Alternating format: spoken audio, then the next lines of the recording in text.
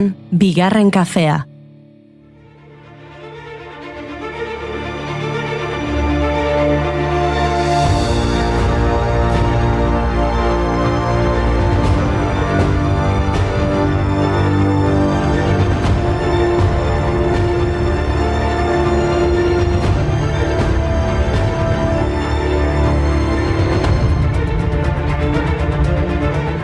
Egun on guztioi eta ongi etorri bigarren kafera berriro ere astelena, berriro ere kafe makinak sutan. Asteburuan denetarik egin dugu parranda, aldarrikapenak, negarra. Kafea beharko du bai, Fermin Muguruzak, musikari irundarrak 14.000 ikusleren aurrean jo zuen Madrilen bere 40. urteurreneko birako kontzerturik esperoenetako batean.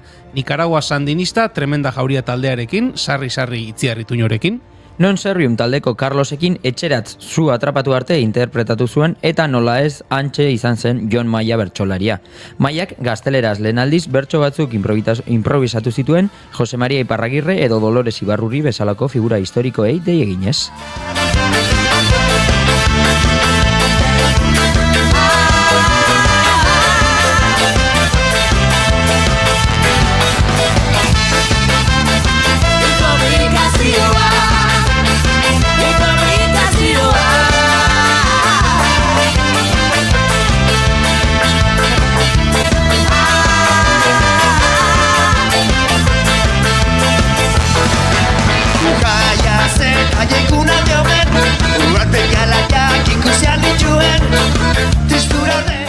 Palestina izan zuen gogoan Ferminek eta Palestina izan zuten gogoan 200 musikari eta dantzarik atzo Donostian. Kulturaketik eta Donostiako musika eta dantza eskolek antolatutako musika eta dantza palestinarekin ekimenak bi arteak uztartu zituen. Eta handik metro gutxitara Euskal Herriko torturatuen sarrerak aitortza eta erantzukizun publikoa eskatu zuten kursalen egindako sorrera batzarrean. Torturak jasandako 900 lagun elkartu ziren bertan. Agurtzan Juanenak eta Iker Morenok irakurri zuten amaierako agiria. Juanenak kontatu zuen 1975 irailean atxilotua eta torturatua izan zela Donostian brigada politiko sozialaren eskutik. Eta egun lakoak torturaren biktima aitortu du ofizialki. Moreno 2011ko urtarrian atxilotu zuten Burlatan eta Guardia Zibilaren eskuetan torturatua izan zen. Nafarroako gobernuak torturaren biktima ofizialki aitortu zen. Tortura sufritzen zelatan usteltzen gutunak idazten eta bertani. Eutsi zioten minari baina bakartadeak irentxi. Norte justizia inzieten matoitxugunen gisa. Maiz borrokatuak iraun gogoz, baina maizago hiltzea nahi. Ez dute uzten maitatzen gauean, ez aurrik ez negarrik gauean. Ez zergatik ez norarik gabe, ziren agarra isi bakarra gauean.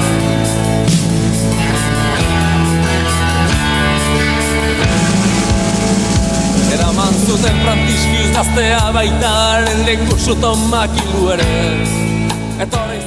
Torturaren gaiarekin jarraitu hemen duzue eguneko lehen efemeridea. Duela 225 urte, 1600ko otsailaren 17an, Erromako inkisizioak sutan errezuen eguzkia izar bat besterik etzela adierazi zuen Giordano Bruno. Teologo, astronomo eta matematikaria Kopernikoren eredua hobetu zuena heresiaz kondenatu zuten. 8 urte eduki zuten espetxeratuta, epaiketa antolatzen zen bitartean, Veneziako auzitegiarenpean, blasfemia, heresia eta inmoraltasuna egotzita. Baina epaiketan bere ideiei tinko eutsi zien Brunok eta azkenean esan bezala gaurko egunez erre egin zuten. Saltzara inoiz eguzki argitan hautsa izan. Hurbilegi gaude gezurretarako. Hurbilegi gaude baina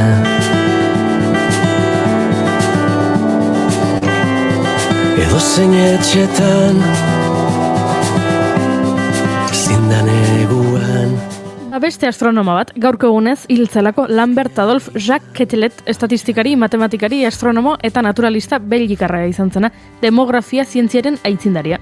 Berak sortu zuen Ketelet indizea edo gorputz masaren indizea GMI. Pertsona batek bere altueraren arabera zein masa eduki beharko lukeen osasuntsu egoteko kalkulatzeko erabiltzen dena. Handik urtebetera hiltzen Friedrich Wilhelm Argentaler alemaniar astronomoa. Izarren posizioak, magnitudeak, distirak eta distantziak neurtzeko metodoak garatu zituen. Izar aldakorrak aztertzen hasi zen lehen astronomoa izan zen. See the way our horizons meet, and all of the lights will lead into the night with me, and I know these scars will bleed, but both of our hearts bleed. Izarrei abesten dien gizon hau gaurko egunez jaio zen Edward Christopher Sheeran, Ed Sheeran izenez ezagunagoa hain zuzen ere britainiar kantautoraren urtebetetze eguna da gaur. Une honetan Spotifyen artista jarraituenen artean 3. da.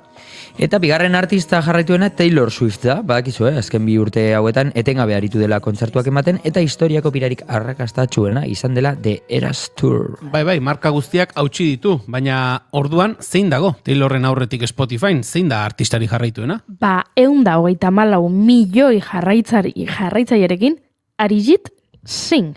दिल का दरिया बह ही गया, इश्क इबादत बन ही गया, खुद को मुझे तू सौंप दे, मेरी जरूरत तू बन गया, बात दिल की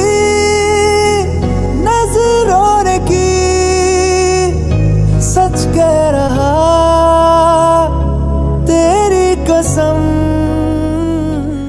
Azez aplazekoa gure oxizentrismoari, Singek 2005an hasi zuen bere ibilbidea Fame Gurukul reality ikuskizunean parte hartu zuenean. 2011an egin zuen debuta indiar zinemagintzan Fir Mohabbat abestiarekin Murder 2 filmerako. 2013an Ashiki Biren Tum Hijo estrenatu zuen eta horri esker gizonezko aktore honenaren lehen Filmfare saria jaso zuen. 2 aldiz irabazi zuen gizonezko aktore honenaren sari nazionala, Padmabaten, Binte Dil eta Brahamstaren Kesaria abestiarengatik. Singh indiar artista honena izendatu zuen Spotify 2020an, 21an, 22an, 23an eta 24an. Hori da hori, zinemaren indarra. Starving when it comes to this, I guess we're in time. If you're getting yourself well for me, I guess you're all mine. You're sleeping in this bed with me, I just think you're cool. I dig your cinnamon.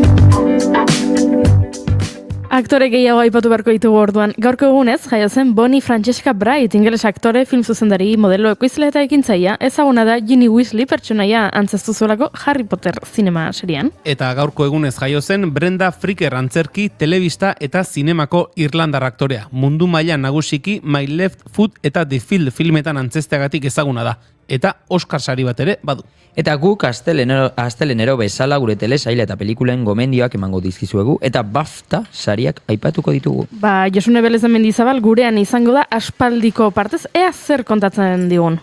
Eta atzo espainolen eta atletiken arteko partidan beste gertakari tamalgarri bat gertatu zen, Maroan Sanadiri irain arrazistak egin zizkion espainoleko armaiak eta horren inguruan hitz egingo dugu Naroa Garaialde epaiarekin. Eta Balerdipeko Erleak proiektua ere ezagutuko dugu, Matxin Jauregi da egitasmoaren arduradunetako bat eta zer egiten duten kontatuko digu. Bueno, orduantze, hasi ingo gara, ezta? Bai, noski. Bai. Otsaiak, 17 ditu eta astelena da. Ongi etorri, bigarren kafera.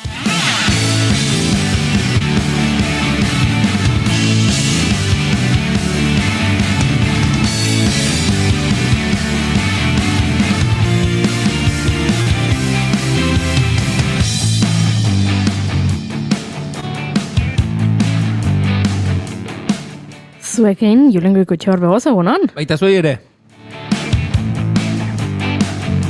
Eta zuekin Aritzalko Bia Tamaio, egunon? Egunon.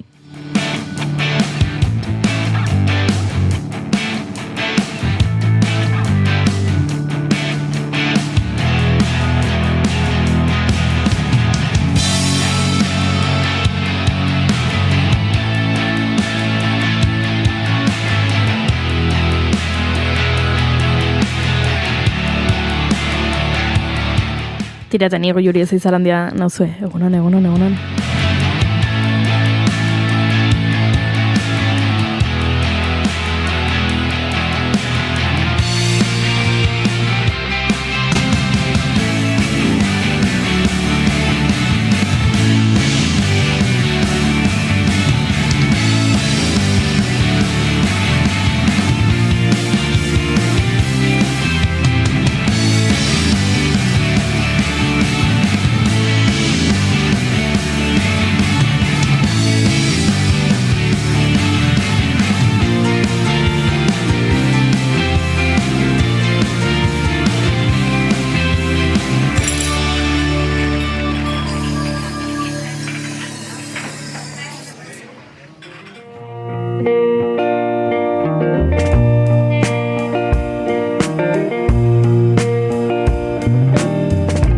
Ate guztiak itxita zeuden lekuan, leioak irekitzea zen helburua, kantuen bidez ulertu gure mundua, munduak gulertzen ez gintuenean, etorkizuna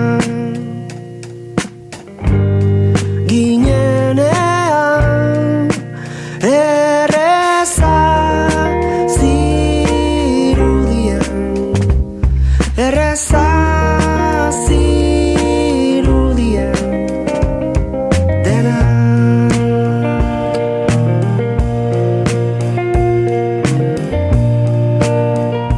Bigarren kafearen 922. saioa dugu gaurkoa, otsaiak 17, goizak 10:18 eta gu 3 ginen, baina orain 4 gara, ze maite duten unea iritsi da.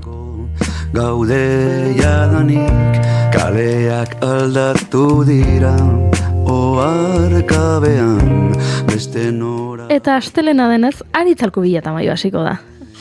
Bale. Harrapatu zaitut, Offside. erdilo. Erdilo, bai, ni hasiko naiz baitu. Bakizuenez, 40 minutu neo nintzen larun batean, eta nire maite duta da, euskal estena musikal ainanitza daukagula, eta hori maite dute, ze azkenean, joan ginen hainbat lagun, eta, pertsona bati igual gustatzen zaio roka, beste bati musika elektronikoa, beste bati musika lasaiagoa, eta denok oso gustora egon ginen, talde ezberdinak ikusten, eta bakoitza bere gustuekin, baina hainbeste daukagu ez dakit, entzuteko eta erabakitzeko, hori maite dut, gure euskal estena musikala. Erreza zirudien, erreza zirudien, erreza zirudien, erreza. Eta Julen Goikoetxea hori gozok, zer maite du? Neguko eguzkia. Ara? Bai. Perreste garri duzu. Bota duzu, galdetu eta segituen. Ez, horixe ez, asteburu honetan eta azken egunetan, ari gara eguraldi argia izaten, eguraldi urte garai honetarako epela edo une batzutan beroa ere esango nuke. Bai. Eta ederra da, ez, negua, egun laburrak goiz iluntzen du, berandu argitzen du, eguzki ordu gutxi izaten ditugu, eta gustatzen zait, urteko lehendabiziko horreko asteburua izaten dugunean, eguzki goxonekin izaten dugunean, gorputza ze gustora hartzen duen, ez? Eguzki izpioi ze gustora hartzen dituen, eta bai larun batean eta bai igandean, izan nuen, mendibueltatxo bat emateko aukera goiz eguerdi parte horretan, egia da gure herria izango dela, gure inguruan behintzat eta uste dut Gipuzkoan behelainoa beranduen altxatzen duen herriaz, zulo batean bizi gara, eta egia da, gero herritik apur bat gora ateratzen zarenan berehala eguzki goxoa izaten dela, baina ederra da, gorputzak nola hartzen dituen lehendabiziko eguzki izpioiek, nola eskertzen diren, eta jendeak esaten du ez, eguzkiak pila kargatzen dizkiula, eta niri behintzat asteburu honetan, neguko eguzki goxo honek kargatu bizkit pilak. Ba, egizu ze gertatzen zaidan otxai apartean horrelako egunak ditugunean. Zer? Urduri jartzen naizela, daukadalako sentsazioa eguraldi ona agortu egiten dela. Hau da, urtean dauzkagula eguraldi ona edo, eguraldi ona, eguraldi eguzkitsua dagoela isa egunetan. Kopuru mugatua dagoela, eta noski, Laixter, Tolosako inauteriak iritsiko dira, eta nik nahiko nuke Tolosako inauterietan zeru urdinak, eguzkia... Hotzak bosta xola. Egia esan, euririk egiten ez badu, ni horrekin konforme, baina ez dut euririk nahi Tolosako inauterietan. Ateri egitea, hori firmatu behar dago, Juri. Hori, eta orduan, orain ikusten dut, gaurko eguraldia, adibidez, zeharo aproposa inauterietarako, eta pentsatzen dut, ez, egin dezala orain, euria. Baina erdibidea badago, ateri. Hori da, ateri egiten badu, hotzarena badauka soluzioa, jantzi arropa. Hori bai, baina... Orduan, ateri egiten badu, ez eskatu, atzoko guraldia ez eskatu ateri egitea. Hori ba, eta orain ikusten dut, ez dago, euritantarik, gaur, otxaiaren 17an, eta pentsatzen dut, ai ama, euritanta guzti horiek gordeta egongote dira Tolosako inauterietan erortzeko. Akaso bai, akaso ez. Lasai ez. Atu nasa.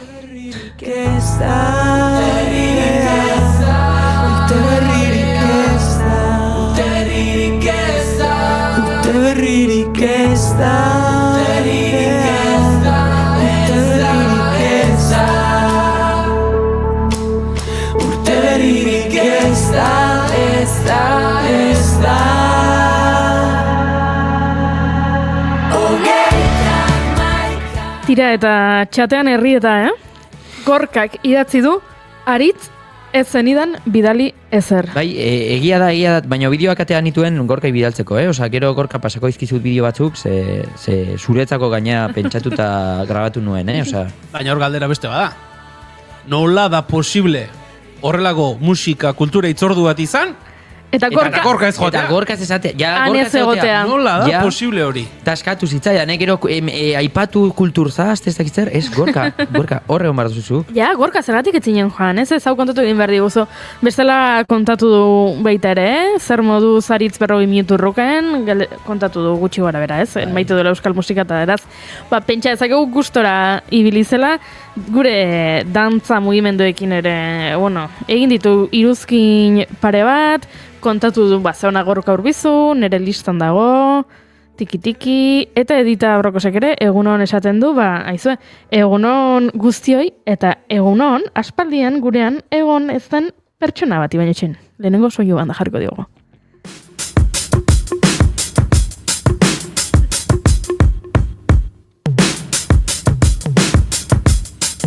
Yeah, I'm up at Brooklyn. Now I'm down in Tribeca, right next to the Narrow. Good morning, Eire Maia Manterola. Good morning. Esan berko, sentitzet, ez duk ezurk esango, sentitzet hilabete honezela kanpuan.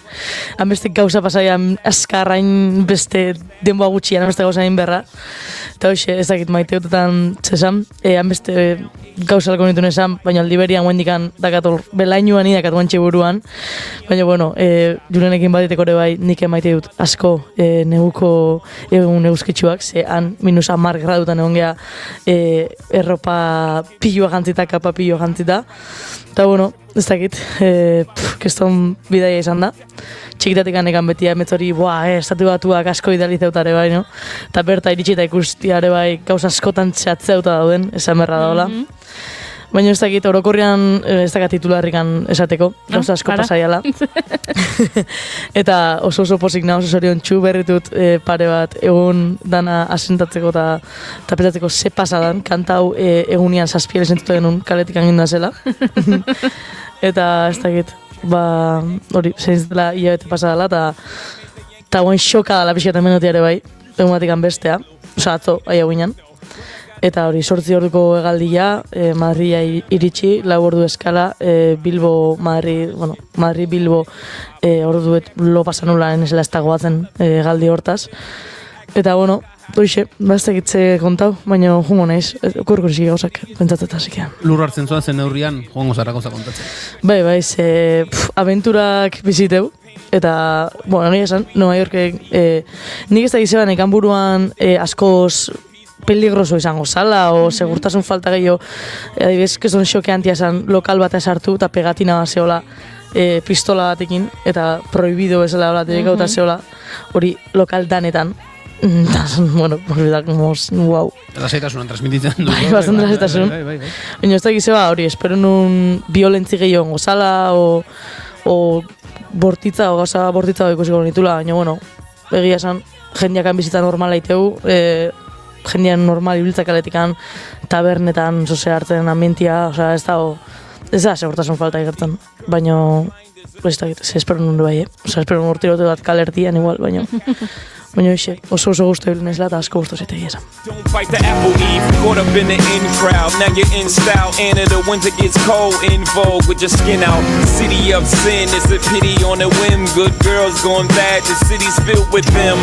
Mommy took a bus trip, now she got a bust out. Eta nere maite duta falta da, nere maite duta da gaur irratira sartzerakoan ikusi dudan lehenengo gauza izan dela plastikozko kutsatxo laranja bat, eta jartzen dula Reese's Peanut Butter Cups, eta hau, aitortu behar dizut, nik unibertsitateko azken urtea estatu batuetan egin nuen, eta obsesionatu egin nintzen txokolatezko bonboitxo hauekin, eta irratira gure estudiora sartuta ikusi dudanean mai gainean kolore laranjako plastikozko poltxau, esan dut, eire, jandezaket bat.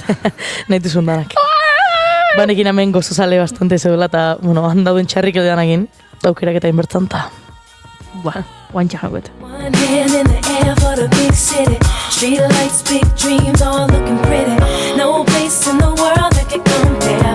Put your lighters in the air, everybody say yeah, yeah. Come on, yeah, yeah. I'm in New York. I'm a big young girl with dreams of fame.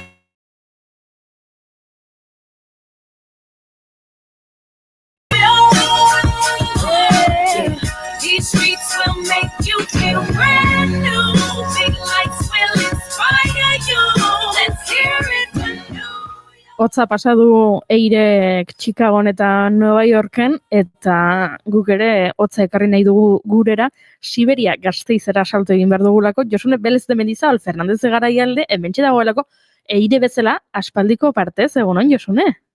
Egunon talde, bai, aspaldiko partez ere bai, ni gaur ere banator Eire moduan belainoa daukadala buruan oraindikan, Ni ailegatu nintzen, bai, aurreko ostegunean, ailegatu nintzen, nire bidaia motiboak bestelakoak izan dira, eta, bueno, ez dira izan aisialdikoak, eta, bueno, ze kontatu, bai, faltan izan zaituzte dela, baina oso modu traketxean hasi dudala urtea.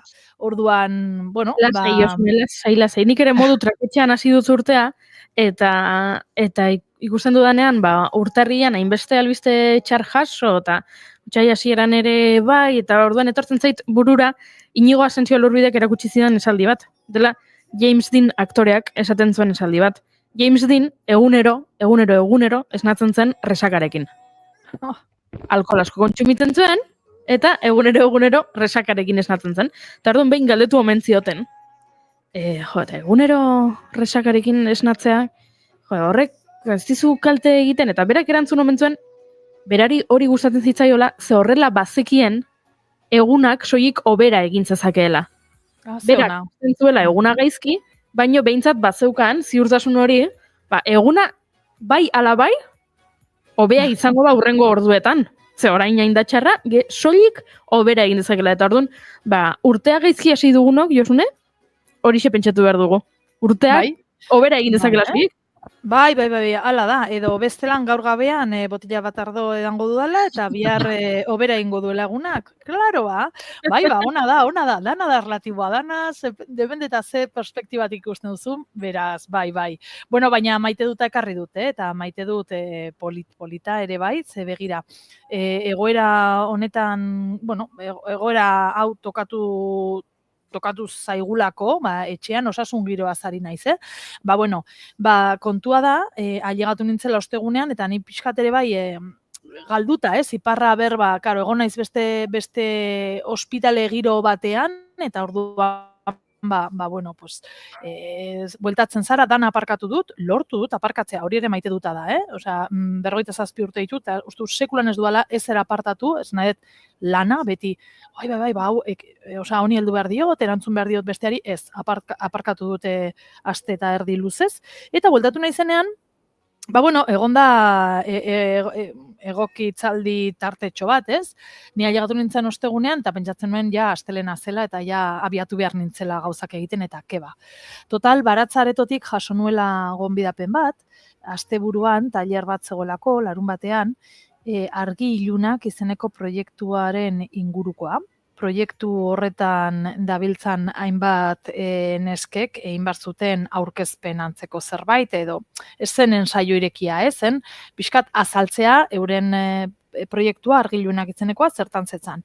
Eta ara ze sorpresa politaz, izan zen opari bat, ze ara junginen nikenekien oso ondo zeri buruz zen tailerra, eta bitartekaritza puntu bat ere bat zeukan, baina behitu, proiektuaren izenak esaten duen bezala, argilunak, argiak ere dauzkan utxuneak edo iluntasun hoiei ere erreparatzen ziren tailerrak, eta doluari buruz ari zen.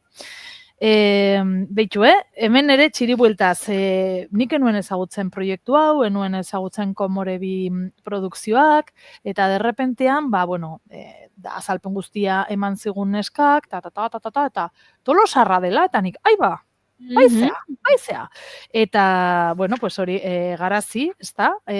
Garazirekin ginen, esan nien, nik Tolosako batzuk ezagutzen ditut, batzuk, Eta, zuen inguruan ere aditu ginen, eta hau poza, oso polita izan zen tailerra, 2 ordu eta erdikoa, oso eskuzabala ere Garazi, eskerrak eman nahi dizkiot hemendik. Nien enekin oso ondo zertarani joan, baina dolua, eriotzaz gain, doluak abarkatzen duen utxune horri buruz aritu ginen, oso modu naturalean, eta benetan ederra izan zen hori dana konpartitzea. Beraiek hor proiektu honetan daukaten esaldi bat nahi dizuet ekarri, nire minak zuretik du, zureak niretik duen bezala. Oso esperientzia polita izan zela, eta postu nintzela tailerra zen goizeko 10 larun bata, eta esango zuen Josune. Hombre, ez da ordu txarra, ez da madrugatzea bez. Depende. Nik azken aldi honetan, pilo baldo egiten dut, azken aldi honetan ez, azken urte hauetan. Eta naiz eta ostiralean atera ez, esan nuen, 10etarako, niri gustatzen zait gozaltzea lasai patxadas, prisagabe, baina ju nintzen eta posten naiz benetan proiektua ezagutu izanaz, estreinatuko dute maiatzaldean, eta oso interesgarria izan zela, oso egiazkoa eta oso eskertuta, eta behitu, nire pixkat ailegatu, eireri gertatu zaion bezala, ez? Pixkat hegazkin metaforiko batean ere zaudela, eta lurra hartu, oso ondo etorri zitzaidala, beraz, hori nire maite duta, Garaziri eskainitako besarkada batekin batera.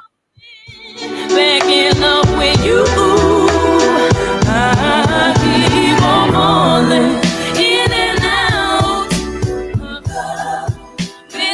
Eta orduan maite dutak elkarbanatuta txiribuelta emateko presa dugu, Josune, beroketak egin behar izan ditugu, azkeneko asteetan ez dugu txiribueltarik egin, beraz, txiribuelta emateko beroketak egiten aritu gara, eta zein izango da txiribueltarako arrazoia? Bai, ez gaitezen lesionatu, Venga, purka, hasiko gara txiribuelta egiten, begira. Karo, egun batzu dira zuekinen nagoela, eta hemen bolo-bolo ibili den gaia izan da Amerika plazan dagoen Amerika aretoaren itxialdiaren ingurukoa. Bai, ez dakitzuek ezagutzen duzuen. Amerika plaza da Gasteizen erdialdean dagoen leku bat, eta bertan aspalditik Amerika aretoa dago. Zer egiten dute Amerika areto honetan? Aurrekoan ustuta aipatu nuela emakumeen inguruko argazki erakusketa bat zegoela, baina hori da batez ere, erakusketak arteari, sormenari dedikaturiko plaza baino aretoa da, Amerika aretoa, eta urtarrilaren 29an, prentsan argitaratu zen, Arabako Foru Aldundiaren pean dagoen areto hau, ixteko arriskua zegoela. Bueno, pues antza, zergatik itxi nahi dute, horrela esan du kultura diputatuak, ekintzailetza eta berrikuntza ekosistema berria bultzatzeko. Berriore emprendedore mundu horretara goaz, eta, areto honi eman nahi zaion kutsua edo da, networking, balio handeko prestakuntza, enpresen aurkezpenak egitea, finantzak eta txandak olakoa, ez? Niri egia esan, eta hau da iritzi pertsonala, olako mundua iruditzen zait beti nahiko abstraktoa. Ez? Ekintzailetza esatu dutenean nik esatuta, eta gu sortzaileok izango gara ba. Ez? Nik ere gertatzen zait Josune, Zalantzari gabe, eta unibertsitatean nik Deuston ikasi nuen, eta bazegoen horrelako etzen gradu ondoko bat, zen beste titulo bat, eta ekintzailetza zen.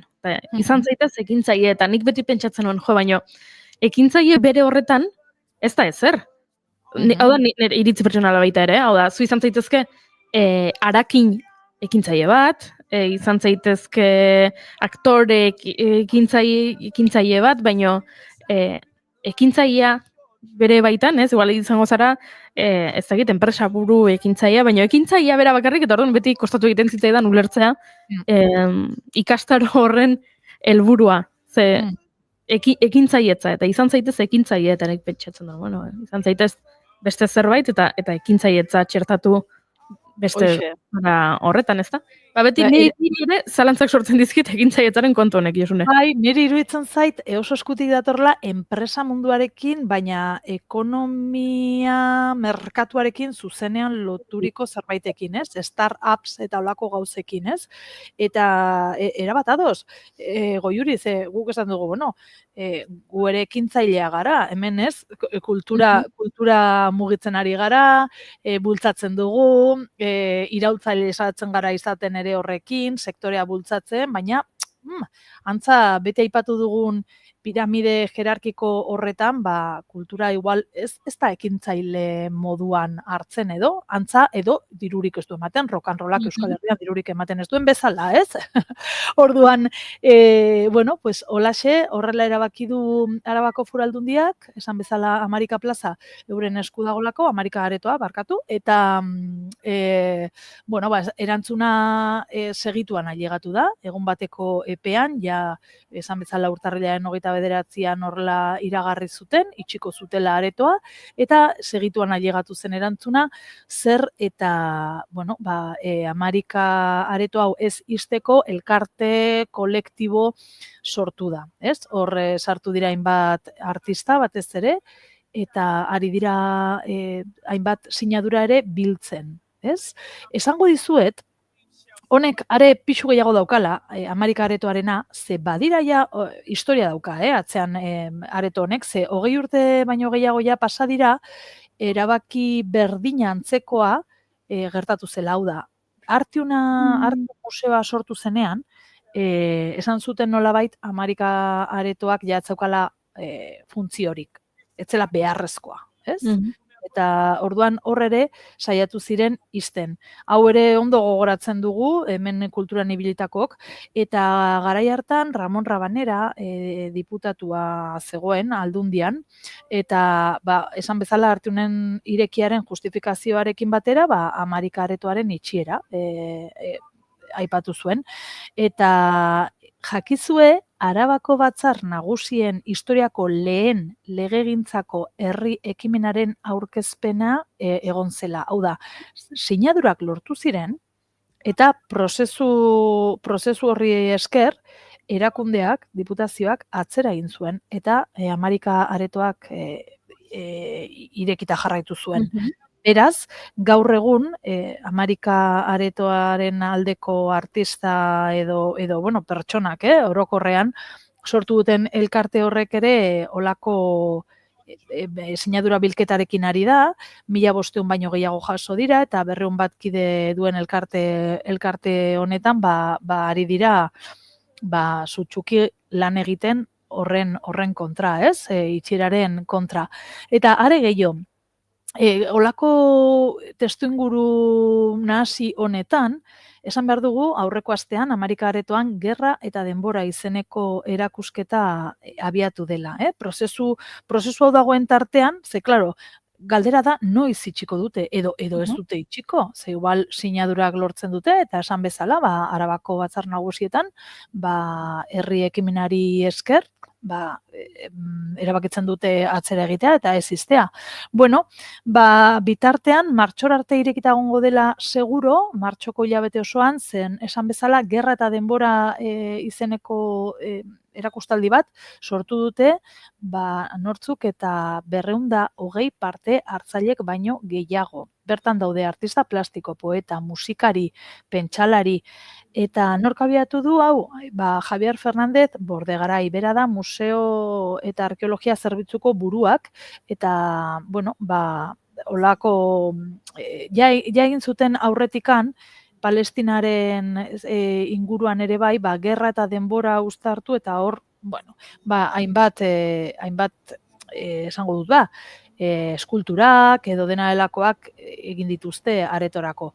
Eta proposamena ez da bakarrik Amerika Aretoan geratuko, baizik eta guztira, programazio oparo bat sortu dute, 39 ia 40 jarduerarekin batera, eta egongo dira hitzaldiak, errezitaldiak, antzerkia, dantza, eta topaketa hauek egongo dira bai Amerika Aretoan, bai Bibat museoan, bai Vital Fundazioan eta Artium bezalako beste leku batzuetan. Orduan, gutxienez eta gauzak argitu bitartean Amerika Aretoa martxoaren amaierar arte irekita egongo da. Beraz, bueno, nik uste dut soka ekarriko duen gaia dela hau, importantea da benetan, ze kuriosoa da, kulturan ere bai plan estrategikoa aurkeztu zuen iazko amaierako hilabetetan, udalak, Gasteizko udalak, eta, bueno, ematen dudanok norabide berean goazela, baina gero, olako areto mitikoak eta jendeak erabiltzen dituen aretoak, eta ara juten diren, eta referentzialak diren horiek, gero, derrepente, egun batetik bestera, norbaitek pentsatzen du etekin nahikoa, errentagarritasuna nahikorik etzaiola ateratzen, eta erabakiltzen dute olako zentro ekintzaile bat egitea. Beraz, honek soka ekarriko du. Eta hauxe da, gaur ekartzen dizuen txiribuelta mamitsua, Amerika plazakoa. Por cierto, Amerika izena dator Fernando de Amerika pintorearen izenetik. Beraz, hor kultura sutsua, badago gune horretan, Gasteizko erdigunean dagoen areto honetan. Ea nola maitzen den, honi buruz nik uste txiribuelta gehiago emango ditugula hemen. Bai. Hor, Josune, akaso irekita, unionetan irekita egoteak, ez dakiz bateraino, baina laguntzen du, borroka egiten zabali mantentzeko borroka nari diren hoien alde egin dezake, orain ez balego ezer, eta itxita balego, akaso, horren ardura duten entzat errezago litzateke, listo, itxita dago, eta amendik aurrera ez da ezer gehiago ingo, eta listo. Baina martxo amaiera bitartean irekita, behintzat, zerbait programatuta egoteak akaso, lagundu dezakez, presio neurri bezala ere, orain martxan dago, eta uste dugu bideragarria dela honek irekita mantentzea. Bai, ala pentsatzen dut nik bai, bestelan igual, zuk diozun bezala, Julen, itxita egonez gero, hor ja, ez dakit azpi joku, baina, bueno, ja ez duzula ikusten zer gertatzen den, orduan erabakiak hartu, paperaren gainean sinatu eta listo. Eta hemen bitartean, esan bezala, ostiralean ustute, ostiralean inauguratu zutela, erakusketa hau, denbora eta gerra, eta orduan ja horrek badakar jende flujo bat, eta bizirik egotearen ez sentsazioa, baizik eta realitatea, bertaratuko da jendea, eta ala pentsatzen dugu bai, oi hartzun gehiago izango duela egoerak, ea itxialdiaren gaiarekin ere bai, jendea pixkate, hor burubelarri jartzen den, eta bai, buelta bat ematen diogun guztion artean, zen nik uste dut, ekintzaile zentro nik uste nahikoa daudela. Igual ere, nire aldetik eta autokritika moduan esan behar dut, nik justo mundu horretan nagoela. Baina bai pentsatzen dut aukera gehiago ematen direla, sektore ekonomiko horri eta enpresei eta beti aukera gehiago eskentzen zaiela. Azkenean hori motorea da, ekonomia kapitalistaren motorea ere bada, eta kultura batzutan ez da sartzen. Behintzat guk eitzen dugun kultura ez da sartzen motore horretan, beraz, nik uste hau beharrezkoa dugula mantentzea, Amerika Aretoa, eta Eta hala espero, eta hala desio, eta horregatik ere sinatu dugu. Horlako petizioa, ez? Horlako eskaera, change.org ere badago, eta, bueno, a ber, hor nahi duenak, aukera dauka. I look into your heart and you will find love, love, love, and love. Listen to the music of the moment. Txiribuelta ederra egin dugu, Josune? Bai, ezta. Mariatu gara pixkat, por zierto, bukatzeko eta kulturarekin jarraituz, eta beste kritika bat, ze kritikona torren gaur, ez. Bakarrik hartzen dizuet, hemen Gasteizen bolo-bolo dauden gaiak, Besteak beste, gehiago badira, baina, bueno, Umbra Light izeneko asteburua izan dugu hemen, proiektu bat da, ez dakit, esango nuke, bigarrenez, baina igual akaso hirugarrenez, denbora benetan azkar pasatzen da nire bizitzan, ez dakit ezaguna egiten zaizuen izen hau, eta zertan datzan Umbra Light. Entzun duzu zuek zerbait, ez dakit? Umbra Light, ez? Bai, ez. Begira da, Gasteizko hainbat eraikinetan, direla katedral zaharrean, dela Eusko Legebiltzarraren kanpoaldean, proiekzioak ite dituzte, bai? Proiektatzen dute hormaien edo barruan edo kanpoan, eraikinen kanpoan proiektzioak egiten dituzte. Adibidez, Foru Plazan dagoen pilota tokian proiektatu zituzten pilota zale munduekin zerikusia daukaten irudiak eta gero dira argiak, argi potenteak dira. Da mapping antzeko zerbait? Ez dut uste hain justu hori denik, baina ulertzen duzu zer nahi dudan, ez? Eraikinen gainean proiekzioak botatzei juste, baina maxi, holan, handiak eta urrutetik ikusteko. Orduan, hori Gasteizen, baina, esan bezala, 2-3 urtez egin dute, eta, bueno, gaur ere irakurtzen nuen Iñaki Larrinbek, Gasteizko beste sortzaile marrazkilari batek idatzitako kritika bat, esanez, honek ere, jakin gabe ez dago hor transparentzia handirik, baina ia 80.000 euroko aurrekontua eskatzen duela, proiekzio mota hauek, oso politak dira, baina berak ere aipatzen zuen honek kulturari ez diola ezerrek hartzen, ez duela ekarpen handirik egiten, egun bateko espektakuloa dela, eta ez du sustatzen, ez, kulturarekiko zaletasunik, osea da, pixkat, egun bateko kontsumorako, eta klara aurrekontu potola daukana, gero, seguruenik ere bai, kultur aurrekontuetan eragin handia daukana. Eta, klaro, beste gainontzekon kalterako. Orduan, Umbra Light oso polita, jendea bai mugitu da, hori ikusten, baina, bueno, hortxe ere kritika hori, ez? Nora doazen aurrekontuak, kultur aurrekontuak batzutan. Eta gero, beste batzutan ere saiatzen zarenean zure piezak mugitzen, herri txikiek eta Gasteiz berak esaten dizunean ez dagola dirurik, ze programatu behar dute jende asko, baina, bueno, gero, 80.000 hori balitze, hori zen presupuesto, osea, holan pentsatu dutena, 80.000 euro asteburu baten, eta bada. Bueno, oso polita izan da, horren nahi duena saltxeatu Umbra Light ikusita polita da, Gasteizko eraikinak, eta bueno, eta hor ere artista batzuk ere egongo dira, por supuesto. Baina, bueno, hor ere bueltatxo bat emateko modukoak, ez? Holan etorri naiz ni gaur pixkat errevisionatzen beharrezkoa da, Josune, beharrezkoa da.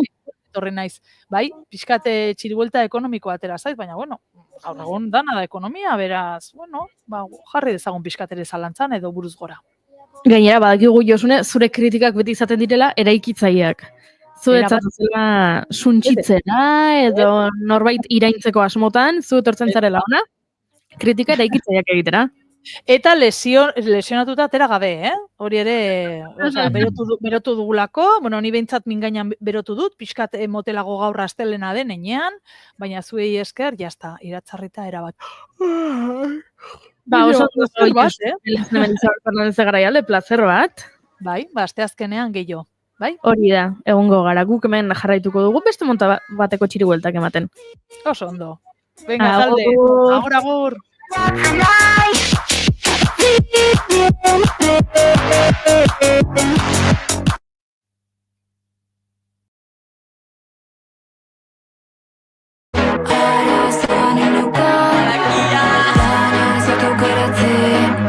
Zer sentituko dudan, esan zenidan,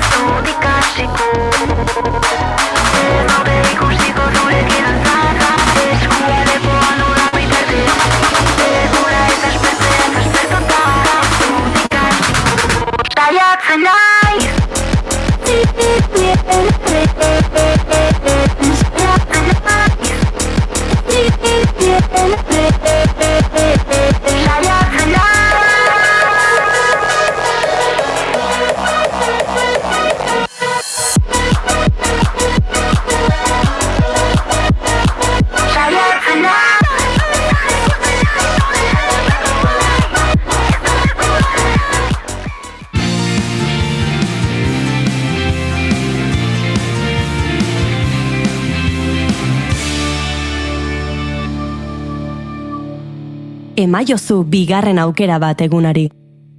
Naiz irratian, bigarren kafea. Instead of flying off the handle, I hope you're happy. I hope you're happy now. I hope you're happy how you hurt your cause forever. I hope you think you're clever. I hope you're happy. I hope you're happy too. I hope you're proud how you would grovel in submission to feed your own ambition. Wicked pelikularen soinu handako abestia da hau, Defying Gravity, eta hauxe jarri dut kontatzeko BAFTA sarietan, 2 sari irabazi dituela Wicked pelikulak, baino ez dela irabazlea izan. Elsie, listen to me. Just say you're sorry. You can still be with the wizard once you've worked and waited for. Bart banatu bai dituzte film honenaren, pelikula ona zuzendari honenaren, aktore honenaren, emakumezko aktore honenaren, makillaje honenaren, eta bueno, gauza on guztien Britainiar zinemaren sariak ospatu dituzte. 78. edizioa izan da, BAFTA izena dute sari hauek, Oskarrak kontrolatzen ditugu, Cesarrak ere pixka bat, baina BAFTak agian ez ditu gainbeste kontrolatzen, baina bueno, izaten dira urtero, Oskarrak baino lehenago, eta askotan pistak ematen dizkigute, jakiteko gero Oskarretan zeinek irabaziko duen, baina ez beti. Eta zer gertatu zen atzo? Konklabe, Aita Santuen inguruko dramak irabazi duela film honenaren saria. Aita Santuek sortzen omen dute horrelako ikusmina. Someone else's game. Too late for second guessing. Too late to go back to sleep. It's time to trust my instincts. Close my eyes and leap. It's time to try defying gravity. Emakumezko aktore honenaren saria Michael Madisonek irabazi du Anora filmean egindako lanaregatik. Donostiako zinemalditik zeresan handia ematen ari da pelikula hau. Eta zeresan handia eman duen beste pelikula bat Emilia Perez izan da, aritu ginen hemen aipatzen, pelikula bat, europearra, Mexikoren inguruan, zuzendari frantsesa, bueno, badakigu Hego Amerikan ez dutela bat ere ondo hartu pelikula hau, eta kritika ugari jaso dituela, BAFTA sarietan 2 sari lortu ditu. Ingelesa ez den hizkuntza bateko pelikula honenarena, eta antzeztaldeko emakumezko aktore honenarena Zoe Saldainari esker. Defying gravity. Kiss me goodbye. I'm defying gravity. And you can't pull me down. Eta bazegoen pelikula bat, A Complete Unknown izenekoa, Bob Dylanen inguruko biopika dena, Bob Dylanen bizitza kontatzen duena, eta 6 saietan zegoen izendatuta, eta badakizu zenbat sari irabazi dituen? 0 patatero. 0 patatero. Bai, 6 saietan izendatuta eta ezertxo ere ez, baina bueno, gertatzen da. Hemen aipatu genen, jendea pixka bat aspertuta dagoela musikarien inguruko biopiketaz. Eta agian hori gertatu da, agian besteak interesgarriagoak ziren, baina bai, ez du bat ere irabazi, baina bueno, pixka bat hortxe daukagu konklabe irabazle nagusia, The Brutalistek ere hainbat sari irabazi ditu, eta bueno, hemen aipatutakoaren arabera, pelikula interesgarria dirudi, esan dugu Emilia Perezek ere 2, Ariel Paynek, Wicketek eta Dune Partxuk 2 sari irabazi dituztela arlo teknikoagoetan, eta The Substance, beldurrezko film goreak, pasaden astean gomendatu genizuen pelikulak irabazi du sari bat baita ere. Hementxe, atzo gaueko irabazleak gehiago izan dira noski, baino hau orokorra, beraiek izan dira horixe, sariarekin etxera parranda egitera joan direnak, eta ikusiko dugu ea gero Oscar sarietan ere errepikatzen den hau, ea benetan Konklabek zerbait irabazten duen, Emilia Perezek zerbait irabazten duen, ikusiko dugu. Baina guk ez ditugu pelikula hauek ikusi. Zenbateko portzentaia da, BAFTetan irabazleat bada gorrela estadistikarik edo? Galdera ona, egongo da, bai. Begiratuko dut, ze izaten dira sari batzuk, orain da, sarien, ez dakit, hilabetea edo nola deitu, bueno, hilabete baino gehiago izaten da, baina Izan ziren duela ezain beste urrezko globoak, izan dira Goya sariak Espainiar Akademiak ematen dituenak, izan dira Critics' Choice Awards, zinema kritikariek ematen dituztenak, horiek izaten dira pixka bat gehien desberdintzen direnak. Hau da, Oscar sarietan eta Critics' Choice Awardetan, hor desberdintasunak egoten dira. Baina ez dakit egia esan BAFTatan ziur norbaitek aztertu duela dagoeneko eta begiratuko dugu. Nik batzuk ikusi ditut, beste batzuk oraindik ez ditut ikusi, baina Oscar sarietarako denak ikusi nahi ditut eta zuekin komentatu nahi ditut. Hala ere, asteburu honetan aritu naiz gauzatxoak ikusten eta badakit Julen ere aritu dela. Ari naiz. Ez duzu bukatu. Pentsatzen nuen, spoilerra eta guztia egin didazunez, pentsatzen nuen ja amaiera kontatu. A ber, spoilerra egin dizuen spoilerra hori egin ziteken, ze, bueno, nahiko ez dakit nola esan. Behin ikusten hasten zareren, badakizu gauzak gutxi gora bera ez zer gertatuko den, baina protagonistak zeintzu diren, nortzuk izango diren telesail horretako pertsonaia ez dakit, klabeak edo, eta beraien bizitza. Hortxe, The Are Murders ikusten aritu naiz, Netflixen dagoen serie bada, eta niri serie nordiko beltzak asko gustatzen zaizkit, eta horietako bada. Dibeka Stenen nobeletan oinarritutako serie bada, laburra da, 5 edo 6 kapitulo dira, eta horrelakotan gertatzen dena, ez? Gertatu da hilketa bat, polizia hilketa horiek ikertzen hasten da, eta traman agertzen doazen pertsonaia horiek erakusten digutenaz gain, badituzte, norberak bere arazoak, bere goraberak ere baditu, eta pixka bat kasuaren argiketa, pertsonaia horien lanetik kanporoko bizitzaren nondin orakoak, eta horrelako gauzak kontatzen dira, eta horrela esaten dena, eserialdi batean jarri, eta igande arratsalde batean, atzo ez, eguraldi hona zegoen, baina eguraldi txarra dagoen arratsalde iluntze batean, golpean ikusteko egitekoa. Galdetu digute errepikatzeko izenburua. The Are da herri baten izena, Murders. Elurra dago. Noski, Suedia da. Eta odola elurrean ikusten da? Plan horiek zehonak izaten diren, elurra txuri-txuri eta bapatean tanta gorriak eta... Eta izoztutako iotzak eta horrelako. Zehona.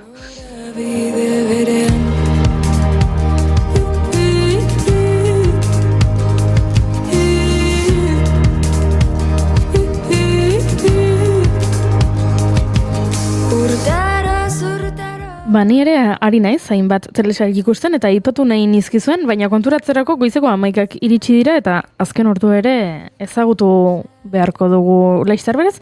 Laizter izango gara bueltan, gomendio gehiagorekin.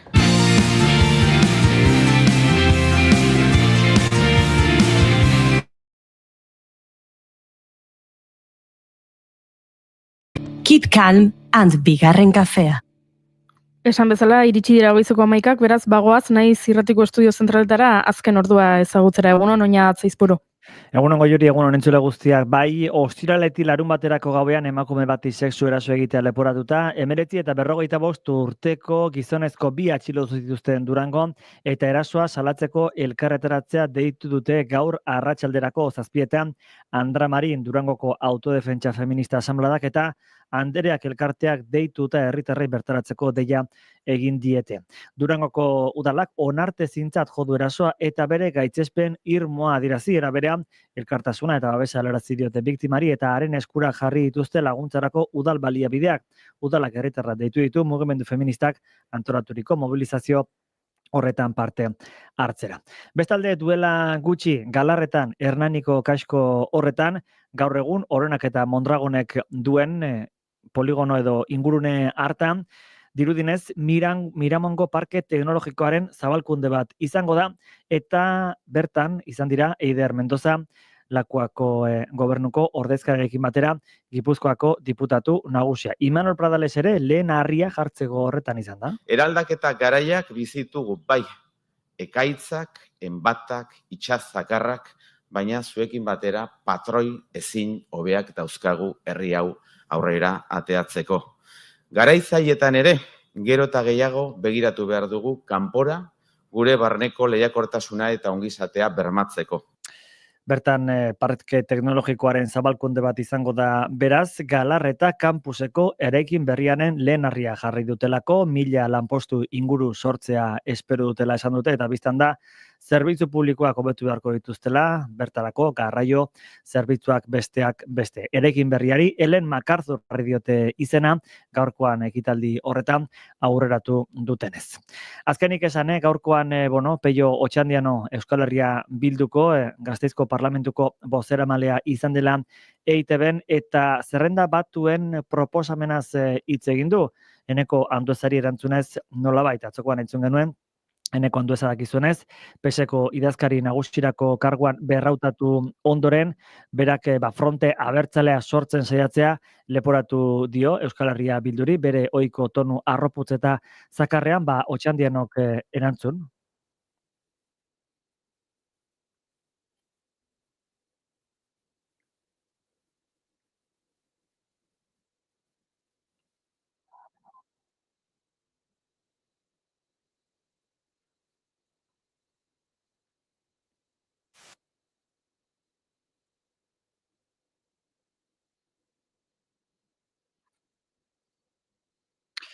Horixe beraz, EITB-en Otxandianok esantakoa. Hauxe lagunok kontatzeko genuena bigarren kafeako lagunai, bueltatuko diogu beraz seinalea. Eskerrik asko Niatzaizburu, guk orain jarraitu egin behar dugu, kontu asko dauzkagu eta zuei aipatzeko.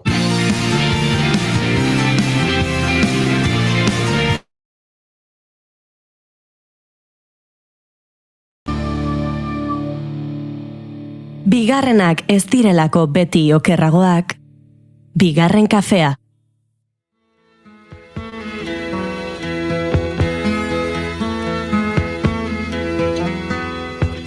Nobody can tell you there's only one song worth singing.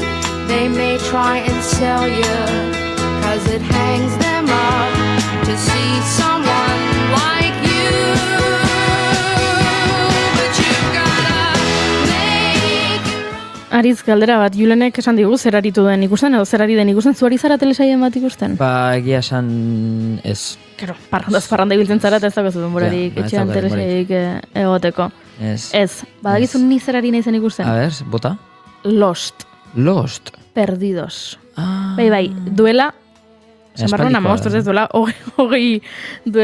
hogei urte estrenatu zen, uste dut, eta edo 2008an izan zen, bueno, duela 20 urte estrenatutako telesaia da, nik bere garaian ikusi nuen, eta orain berriro ikusten ari naiz, eta nire gomendio horixe da. Ez Lost. Nire gomendioa da, duela 20 urte ikusi zen ituzten telesaiak berriro ikustea. Ze, enaiz, oroitzen, zertaz. Ideia orokor bat badaukat, badakit zein den gaiztoa eta zein ez, zein hiltzen den, edo azken atalera zein ezten iristen bizirik, edo bueno, horrelakoak baditut, baina atal bakoitza ari naiz gozatzen lehenengo aldi izango litz bezala. Bai, egia da, akaso, azken 20 urte, 20 dana delako denbora tarte horretan, seriak edo ikusentzuteko kontsumitzeko modu ere aldatu dira, ezta? Lehen irensten genuen 6-7 denboraldiko serie bat, lasai ederrean, ze akaso kapituluak ere astean bat ikusi genezaken, ez zegoen orain bezala dena eskura, eta orain da niri gertatzen zedalako esaten dute, jartzen naiz serie bat ikusten, eta ja, bigarren denboralditik aurrera baldin badua, ja esaten dut, ez dakit ba. Baina, akaso ariketa hori egin behar da, edo zuk esaten duzuna, Lost edo beste serie bat hartu, eta gaitasunik baute genuken berriz ere hasieratik amaierara oso-osorik ikusteko. Egia da hori ere baduela, Lost telesaia esan dut duela 20 urtekoa da, garai horretan telebistakate estatuar batek eskaintzen zuen, astean behin, eta lehenengo 3 denboraldiek behintzat 23 atal dituzte. Eta astero bat ematen zuten, eta nabaritzen da, atal batzuk direla betelana egiteko, atalak. Historia ez dela asko aurreratzen, baina, klaro, pentsatzen duzu.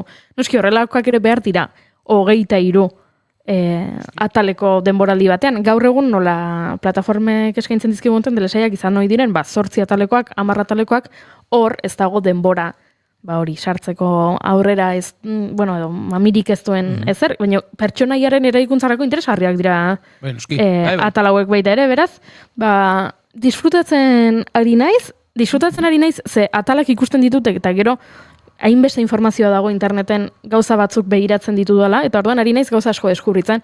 Adibidez, ikusi nuen, pertsonaia bat, nola duela 20 urtekoa dan, kontua da, 3. denboraldi hasieran hiltzen dela pertsonaia bat, antza denez, itxura guztia dauka telesaiaren sortzaileentzat berez pertsonaiak garrantzitsua zena.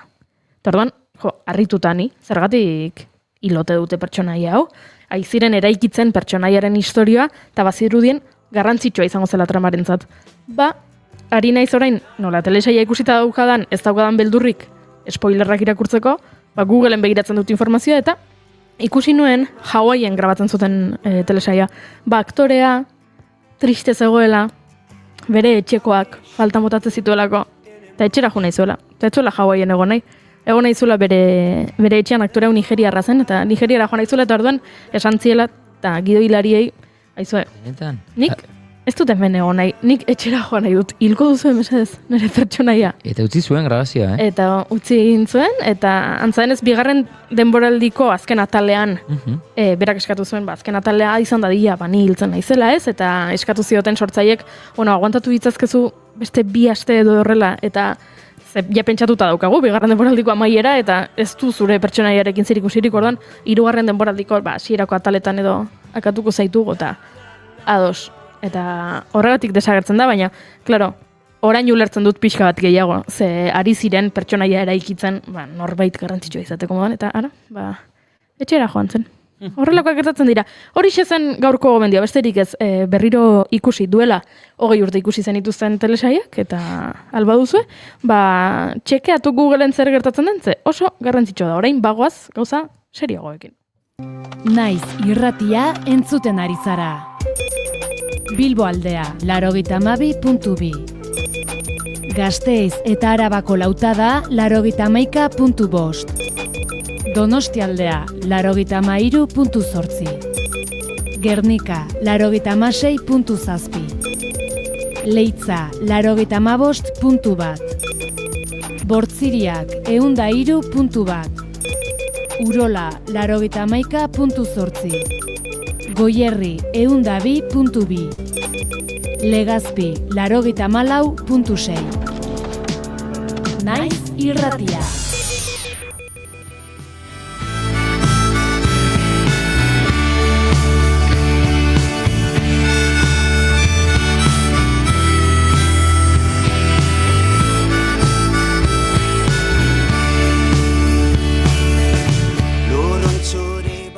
Zerbaitekiko kuriositatea izan eta horretan sakondu nahi izateak bide ezezagunetara eraman dezake norbera. Bide horietan aurrera egin eta bidean ikusitakoa ikasteak hasieran kuriositate hutsa zena zerbait gehiagoan bihurtu dezake. Proiektu bat bihurtu daiteke. Horrelako zerbait aipa dezakegu agian gure hurrengo gonbidatuaren inguruan. Errebeltzaren inguruko kuriositatea zuen Matxin Jauregik eta horren inguruan sakontzen hasi zen. Matxin egiten ari zenak sortu zion kuriositatea Inaxio Arini eta ordutik bidea elkarrekin egiten ari dira. Balerdipeko Erleak proiektua gidatzen dute eta dena esaten hasita, aspalditik genuen kuriositatea asetzeko gonbidatu dugu Matxin Jauregi bera bigarren kafera. Egunon Matxin eta ongi etorri. Eskerrik asko eta egunon zeire. Zer moduz gara? Ondo, gusto hemen. Bueno, Matxin laster hasiko gara zuen proiektuaren ingurukoak aztertzen eta aletzen. Baina, gonbidatu guztiei 2 galdera egiten dizkiegu saio elkarrizketen hasieran eta hoi etxeko jurik egingo dizkizu. Galderak onakoak dira, aukeratu ezakezu bietako bat, ala biak erantzun. Lehenengo galdera da, ea nola gustatuko litzaizuken, nola irudikatzen duzun, edo, nola gustatuko litzaizuken izatea zure hileta, zure funerala, edo hil ondorengo festa edo dena dalakoa, nolako gustatuko litzaizuken, hori da galderetako bat, eta bigarren galdera da, zure bizitzari buruzko pelikula bat egingo balute, baino, esango balizute, pelikula egingo dugu, baina ezin du izan jaiotzatik orainera arte. Izan behar du, zure bizitzako etapa zehatz batean oinarritutakoa, soilik etapa horretan oinarritutakoa. Zein etapa aukeratuko zenuke. Hortxe 2 galderak eta esan bezala, zuk aukeratu 2 erantzun edo bietako batekin konforma geratzen gara. Bueno, lehenengo tiasiko nahi zintzat, eta nire hileta egia esan baina arte inoiz, initzan pentsatzen jarri, noiz hilko nahi zen da nola hiltzean nahiko nuken. Baina, egia aspaldi honetan, mezketan atea zuten liburoi argizaiolan ingurun, egia garai hauetan oso garrantzi gutxi benden zaiola argizaiolai, baina, gustatuko litzaiaken nire hiletan argizaiola bateotea erlegindako argizari egin. Eske ala behartzen. Hombre, tokatzen zen.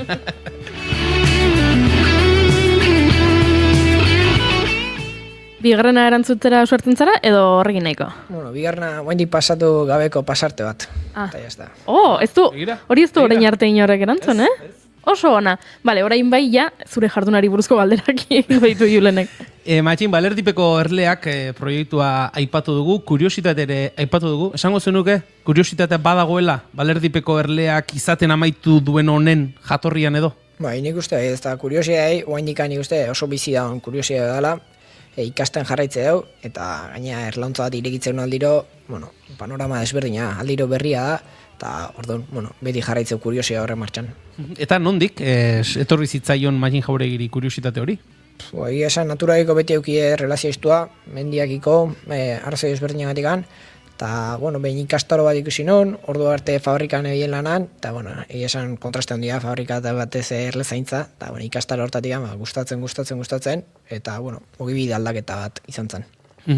Erle, zuen ugunean sartuta, irakurri dugu, erle beltzaren inguruan edo hor, bazegoela kuriositate bat, edo erle beltza, ez dakit, aztergai edo hartu zenutela, horrela gure entzulei azaltzeko orain badakigu, erle asierraren inguruan erasko hitz egiten da, pixka bat kokatze aldera, erle beltza hitz egiten dugunean, zeri buruz hitz egiten ari gara Matxin? Bai, erle beltzana, egia esan nik bai, geroa landutako gauza dala esango nuke, ze azkenen ni erle zaintzan hasi nintzenen, kosta itiz daiten begibizta zuintzat erle arraza desberdinak bere iztea.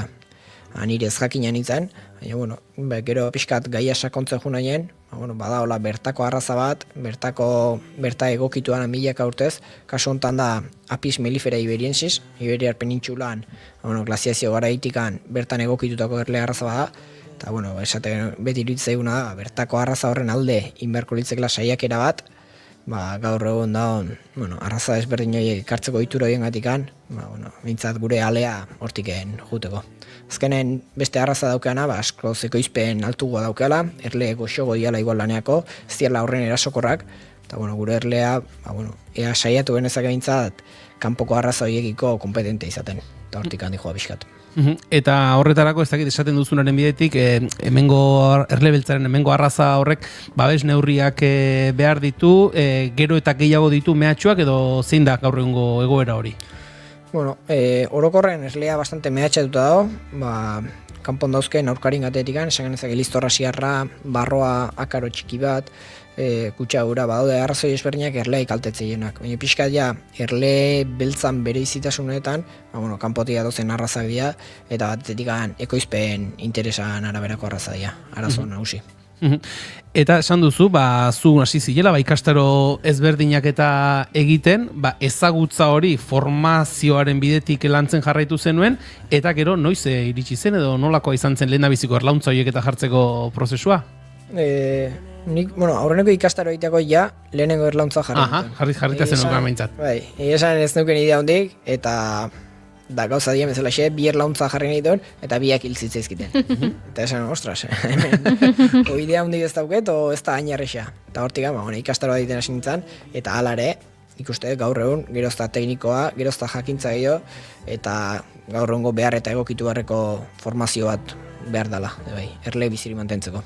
Hasieran bi erlauntzaile jarri zituen Matxinek, ze asmorekin edo ze helbururekin jarri zituen, edo gehiago zen jarri ikusi eta ea asmatzen dugun edo ikasten goazen honen inguruan ere? Egia esan hasieran mintzat kuriosia izan zen, gaina egia esan lehenen itzen horren estigilea, egia azokaten ez ikusten, banaukela ohitura probatzeko, edo beti eukit kuriosidea produktu egiko, baina, geroa sortu zitzaiten, arra o zein dola sartu zaiten erle zaintzakoa, eta hortik aurrea, erabat, hortikan nik gaur egun nire bizitza horren baita antolatzet. Gero hitz egingo dugu, Balerdipeko erleakeko produktuen inguruan, nik dastatu ditu dalako, eta egia esan, potetxo bat parean jartzen dizutenean, edo izkutatu egiten duzu, edo potea goitibera amaitzen duzu, eta arriskutsu xamarra dira, egia esateko. Matxin, erleez ari gara, erleak zuen ugunean ere irakurri dugu ez, zuen alor ezberdinen artean, polinizazioan ere egiten duzue azpimarra, erleengandik gauza asko dauzkagu, ikasteko erleek egiten dutenetik? Nik uste baietz, eta gaina pixkat atzea inezke hori bai, lehen erlea izitzaion aprezioa edo balioa, gaur egungoak egin oso desberdina. Gaur egun erlei beldurra zaio, eta lehen naturalki etxekotzat hartuta zion erlea, baserri guztietan zeon, eta baserrian parte zen erlea. Gaur egun, erle zainero batzuk edo hortikan, erlea zaintze deunak, eta erlea zaindu nahi deunak, baina lehen oso ohikoa zen etxetan egitea. Eta hori zer dela eta eman dela esango zenuke, ze gertatu da, lehen etxekotzat genuen orain arrisku bezala ikusteko edo behintzat beldurra emateko?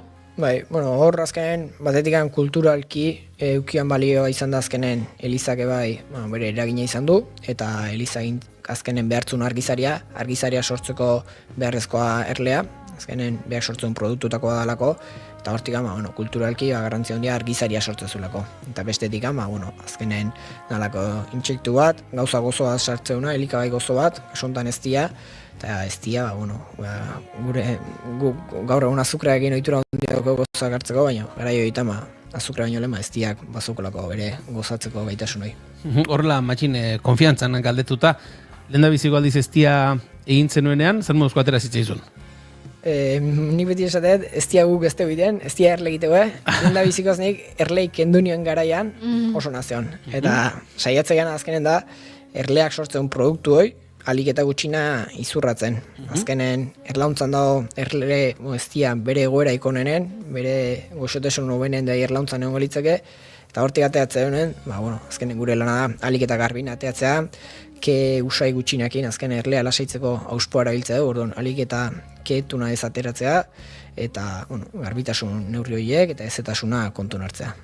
Beraz, esan liteke, materia prima ona erlauntzan bertan dagoela, eta zuen egitekoak gehiago dela, hori alik eta gutxien, ondatu etortzen zaititza, ez dakit hitzegokia den, baina alik eta gutxien, produktu hori alik eta gutxien eragitea, gero, azken kontsumitzaileren gara iristeko. Bai, ni uste hor ondo esan dezula, azkenen guk ondatu iteu. Erlea egiteu eztia, ez dugu guk iten, ez da gure esku zenbat eztietera zenbat ez, eta, ateratze eunoi, edo kentzen die eunoi, alik eta modu egokinan kentzea.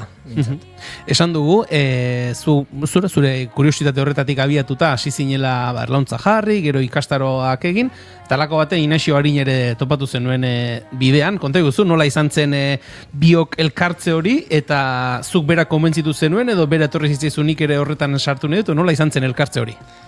Egia Inaxiokin, lehenagotikan relazioa neukela, menditikan harreman estua neukeun, mendiko aktibidade desberdinetatikan, eta, bazekin nik erlauntza batzuko beste neuzkela, eta gerozta erlauntza gehioen euzken ainen, beak ikasketaz gastronomia ingurutia etor, sukaldaritza ikasi zuen, eta, bazuken kuriosidea produktuakiko, eta erleakiko ere baita.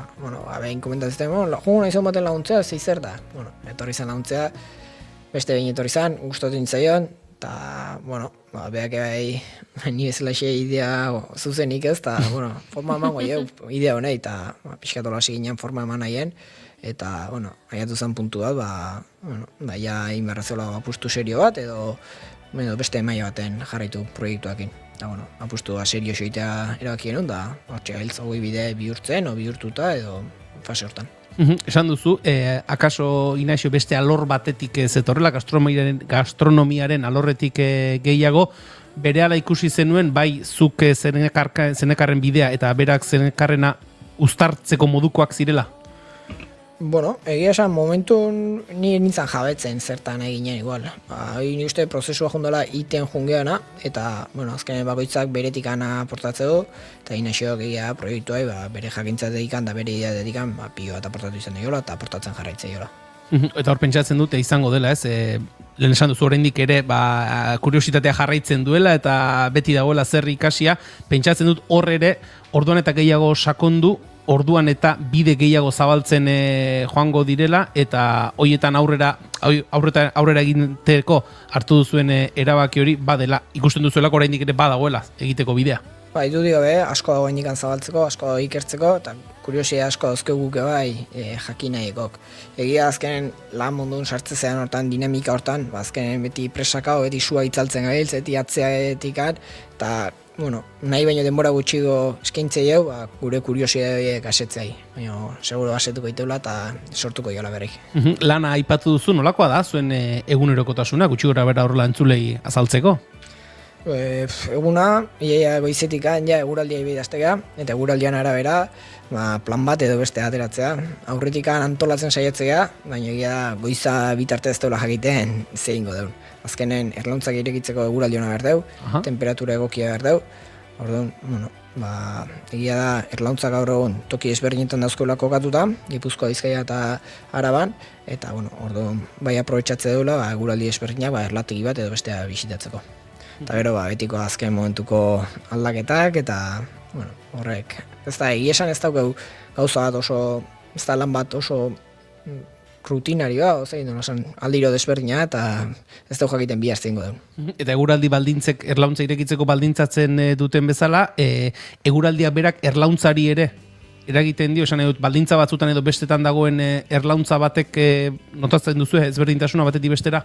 Bai, adibidez bantxo pixkat kasu konkretu batutan sartuz, egualden dauzkeun erlauntzak, esontan Tafaia eta San Martin deuntzen, askoz aurreratu datozen erlauntza dira, balerdipen bedaion dauzkeun erlauntza baino. Azkenen paisaia oso desberdina da, egualden Erromeroa eta Almendroa taia loretan daude, eta bedaion aldiz, ointxe, urritza edo saatxa loratan. Eta hori nik uste duna da, egualdeko erlauntzak oso gizena daude, laizter eztie egiten hasteko mundu daude, eta bedaieko kaldiz, ointxe negutikan ateratzen edo udaberriko esnatze prozesu hortan. Hori nik uste du, baten da beste, lan desberdina dira laiteko. Beraz horrek ere baldintzatzen du. Ari gara, eztialen aipatu ditugu produktuak, nahiko abaniko zabala daukazu edo produktu ezberdinak badituzu, zuen eskaintzan, Matin? Bai, nik uste horren erruguna inazio dela. Azkenen behak, sukaldari itzamundutik, beste ikuspuntu bat eman dio. Eta, beti esateuna. Azkenen, oain arte azukreakin gauza asko india, eztiakin ez horren beste. Eta, guk eztia eukiz, esaten, eztia aprobetxatu behar dago gauza berri egiteko. Eta egia da, inazio produktu berri desente sortu izan ditula, bai garai konkretu batzutan, edo bai egunerokotasunen saldu izan ditunak. Nik lehen aipatu dut, produktu bat behin erosinien, alegiako azokan erosinien, kakao krema erosi nuen, eta bai, gero etxera joan eta hasi nintzen jaten, eta esan nuen, tapa jarri egin behar diot, bestela hementxe bukatuko dut, oso gauza goixoa zen, egia esan baldin bada. Nik antxe daukat Espainietarako, zakin dela ditzen zaion, baina Espainiak lehor dauzkazunean emateko krema hori ere badaukat, beraiena. Begira. Ez da jateko soilik. Ez, noski. Beraz, beste baterako agaso Inaxio eta biok etorri behar duzu, eta Inaxio ere esplikatuko digu alorre gastronomiko hori gehiago, baina, Matxin, zuen jarduna, ekoizpena zaratago, zuek ikasitako hori, erakusten ere saiatzen zarete, ikastaroa, bisitak ere egiten dituzue. Bai, egia erlezaintza orokorren ez dela izan ofizio profesional bat, eta profesionalizate horretan, egia da gure kasu mintzat bi izanik, desente dibertsifikatu dela. Batetik nahietik-an, eta bestetik beharretik-an bai. Eta fase horretan, bai dazkeo bisita gidatuk edo ikastaro desberdinak, eta bisita gidatuen helburua da, zuk esan dezuna ez, ez dia guk ite dugu, ez dia ez erle egite dute, horren, oazen bedaioa, oazen erleta, eta ikusi ezagon erleik nola iteuten ez dia. Eta, pixkat, helburu horiek dia pixkat didaktikok edo, jendea pixkat barneratzen juteko, produktu honeratzen daun lana, erlezainan ofizioa, eta liberen erlean garantzia. Jendeak, bisita horietan eta parte hartzen duen jendeak eta interesa erakusten du, somatzen duzue jendearengan badagoela jakin mina erlezaintzaren inguruan? Nik uste baietz, eta gainea esperientzia bat berezia, azkenen erleak burrumba handia diteu, guk erlezain jantzia jazten momentu, gu egunerokotasunen ja ez gehiago hartzen, erlean burrumba hortaz, baina burun bueltan 10-15 edo 30 erle entzuteak badu bere esperientzia berezitik hande bai zerbait, eta horrek egia da jendea irakartzeiola, eta egia da urtero erlezain berrik ateatzeiela, etxeako ez dira edo bintzat ikasi nahitik. Matin lehen aipatu duzu, hortxe ari zaretela, jada urte batzuk bai, Inaxio eta biok balerdipeko erleak proiektuarekin, eta hortxe ogibide bihurtze horretan edo jada bihurtuta edo hori ere, esan duzu, une batean apustua egintzen dutela, eta zer nolako bidea ari da izaten, hori ogibide bihurtzerena? Bidea errexea gorra o nola esan beruken, politia ere bai, azkenen, nahi deulako ahi gauntan, nioak ez dugu esan ontan aitzeko, asko baina kontrakoa, hortik nola ingo beti esategoen gauza da, baina ni momentu ontan eguneko erletan abil, Inaxok erle denboraldia esan nuke udaberritik udazkenea erletan aitzea, eta gero bestelako lan batzuk egite ditu, baina, bueno, forma hartzen nahi geha, ikuste dugu posible dela, eta sinista egunez, bide honetan jarraitzea du. Eta esan dugu, profesionalizazio edo hortik bizitze nahi horretan, produktuak epatu ditugu, azoketan ikusten ditugu, zuen produktua, Tolosako azokan izaten zarete, bestein bat lekutan ere bai, zentzu horretan, horrelako zue bezalako ekoizleak, bertako inguruko ekoizle txikiak, hor sortzen den sare hori, azoketan eta dagoen sare hori, zemateraino da garrantzitsua zuentzat? Oso garrantzitsua nik esan nuke. Batetik azkenen ja laguna dira, egestia ekoizle soiak laguna dira, lankideke bai, zenbait momentutan, eta, egia sinergia politia sortzea dela, azken astero elkartzea, eta nahiz da hogi bide desberdina izan, denak gure urte guztiko guzta saltzeagoaz, eta aldi beren azokak, azken salmenta zuzen horrek, badauk erosleiko hartu man zuzena, eta gustoz esplikatzea gure estibakoitzan ezaguarrik, eta nik uste gu bezalaxe, bai okinak, bai baratzezainak, eta lehen sektoren orokorren gauden postu guztitakok. Duela egun batzuk, zuen Instagram kontuan argitaratu duzue, azoken inguruan, azoketan ekoizle gutxiago somatzen dituzuela, kontsumitzaileak ere gutxiago somatzen dituzuela, nolako osasun egoeran daude gure azokak, Matxin?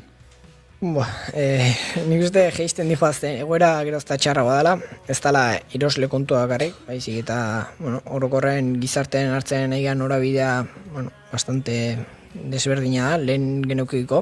Gaur egun elikadura etzaio ematen lehen geneukon garrantzia, eta hori arazo nabarmena da. Betire gure isialdia eskaintzei momentutik denbora, elikadura ikendingo jau.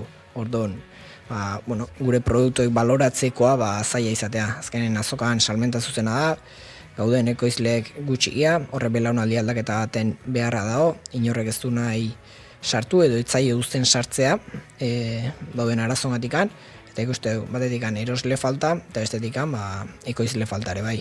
Eta, kate horrek denak ekartzeuna da, azokan gainbera, eta aldi beren, sektorean gainbera ere bai. Zuk zeuek egin duzuena, autu hau hartzea, beraz, gaur egun ez dago oso normaltzat ikusten, ez da oso ohikoa, jende gazteak horrela bere negozio propioirik eta bere bideo horri jarraipena eman nahi izatea, akaso gizarte bezala hor ere badugu aldatzeko beharra esan nahi dut, horrelako pustuak egiten dituzuena, kasi zorotzat hartu beharrean, horrelako gauzak auspotzea izan liteke, hartu beharreko bidea? Zagit auspotzea hitza egokia litzekenik, ze oso idealizatuta dago norberak bere lanan jabe izatea, norberak bere lan propio antolatzea, nagusik ez eukitzea, eta horregatzen dauken lanare bai, ez da ikusten, azkenen 24 orduko lan bat da, nahi ez, gure kasu nahi ez ekoizpen eguraldian menpe haude, eta azkenen ekoizpeneak baldintzatzea gure egoera ekonomikoare bai. Orduan, gauza horietan, zagit auspotu ez auspotu, egia da, erosle bezala bai balion jarri beharko nukela horren atzen daun lan guztia, baina ez ekoizle bezala soilik. Norbere lana sortze duen edo zeinen lana jarri beharko litzeke balion. Azkenen, ez dakigu ez da konstiente daun itean lanaz, eta nik uste baloratu beharko litzekela. Zabalik dituzuen bideak, Balerdipeko erleaken aipatu ditugu, aurrera begira, ze asmo Matxin? Aurrera azkenen betikoa, kate hortan sartzen gain azkar gauzak egite hortan, ez gara konstiente, zertan nahi gehan hobeto egiten, zertan okerrago, nik uste gauza dauzkeula hobetzeko, eta, pixkanaka ondo joazten gauzak egokitu, egonkortu, eta, lana nik ebai gustatuko litzeake, azkenen eroso egitea, gustu egitea, eta alik eta produktu gena izatea. Balerdipeko erleak izenak ere badu bere azalpena, Matxine berak ere aipatu dortxe, Bedaio inguruan, Balerdi, Artubi inguru horretan. Esan duzu, eguraldiaren menpe zaudetela, baina lanerako berez, ikuspegi aldetik ez da bulego txarra, Matxin? Ez, nik lan alderretik amintzat ez dauket inungo kejaik, askotan pena eta enagitzet ez daudela naia ina denbora erletan eskaintzeko, ze azkenen erlategi bat Balerdipean dago, Balerdi azpin, izugarrizko biztak, beste bat beriaina aurren daukeula sakanan, beste bat gorbeia mendian azpin, eta dudik ez dauket, jende gutxi hongo ala, ni dauketen ofizina eta naraiteko aukerakin. Baina zuk esan duzuna, gero 24 orduko jarduna da, gauza askotaz pendiente egon behar, eta kasik ere, uste dut zu zer horrek labur bildu duzula ondoen ez, pausa bat egin nahi, pausa edo beste modu batera gauzak egin nahi, perspektiba bat egin gauzak zertan hobetu, zertan ikusteko, baina garapenaren gurpil zoro honek Matxin ez du besterako denbora ikusten. Ez, beti atzetik biltzea. Ba, Matxin Jauregi Balerdipeko erleakeko kidea, entzulei amaitu horretik esango du, balerdipeko.eus webgunean duzuela, Balerdipeko erleak egitasmoaren inguruko informazioa, sare sozialetan ere aurkituko dituzue, eta baita esan bezala, azoka ezberdinetan beraien produktuak sartzen. Matxin, eskerrik asko, eta beste batean, Inaxio eta Bilokin hartuko dugu bigarren kafe bat. Oso ondo, nahi zuen arte.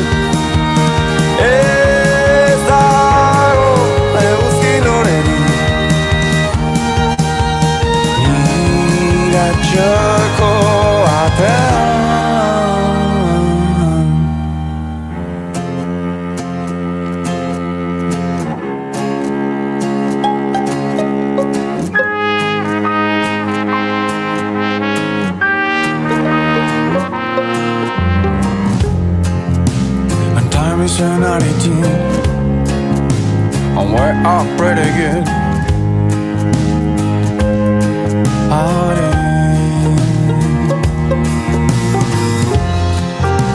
And now it's been a while since when that trees can totally disagree about our plan.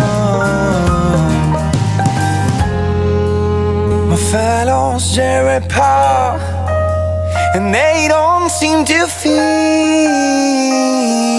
what's to come.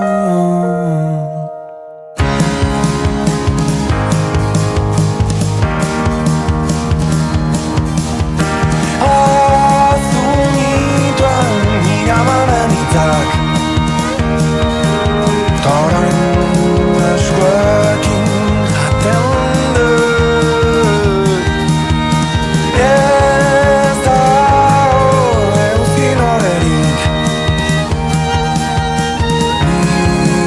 Txako batean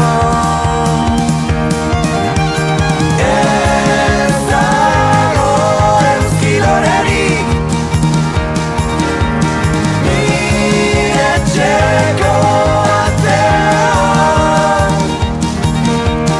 ez dago.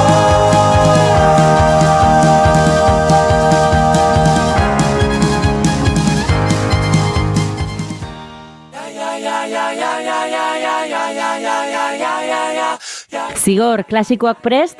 Bai, goiko apalean jarri ditut. Aimar, eta nobedadeak? Nobedade honenak, aukeratuta. Peio, nola doa zurea? Zine eszena honenak aukeratuta, disekziorako prest. Nekan eta Itziar, telesaiak zer? Thrillerrak eta dramak fondoan. Zientzia fikzioa, komedia eta animazioa ezkerretara. Hala, ba prest gaude. Igo Pertsiana, Naiz Irratiko bideokluba irekitzera goaz. Maite, bideoklubetan beti egoten da pornoa. Pornoa? Naiz Irratiko bideokluba, ostegunetan arratsaleko 6etan. Dena mugitzen, ni erdian, buruan utxunea, dena zurruntzean, xiltasunezko bizitza bat, gela barruko, txoko bakoitzean. Futbolak gizartearen isla bere aurpegirik txarren erakusten du batzuetan. Armaietatik egiten diren irain arrazistek kirola zikintzen dute. Atzo Espainolen eta Atletiken arteko partidan beste gertakari tamalgarri bat gertatu zen, Maroan Sanadiri, Gasteizen jaiotako eta Marokoar jatorriko Atletikeko jokalariari irain arrazistak egin zizkion Espainoleko armaiak. Iñaki Williams bere kide eta kapitainak epaileari deitu zion eta honek partida gelditu eta arrazakeriaren aurkako protokoloa aktibatu zuen. Bideomarkagailuetan arrazakeria gaitzesten zuen mezu baten ondoren bakarrik egin zitzaion berriro neurketari ekin. Itze kastiro, nahi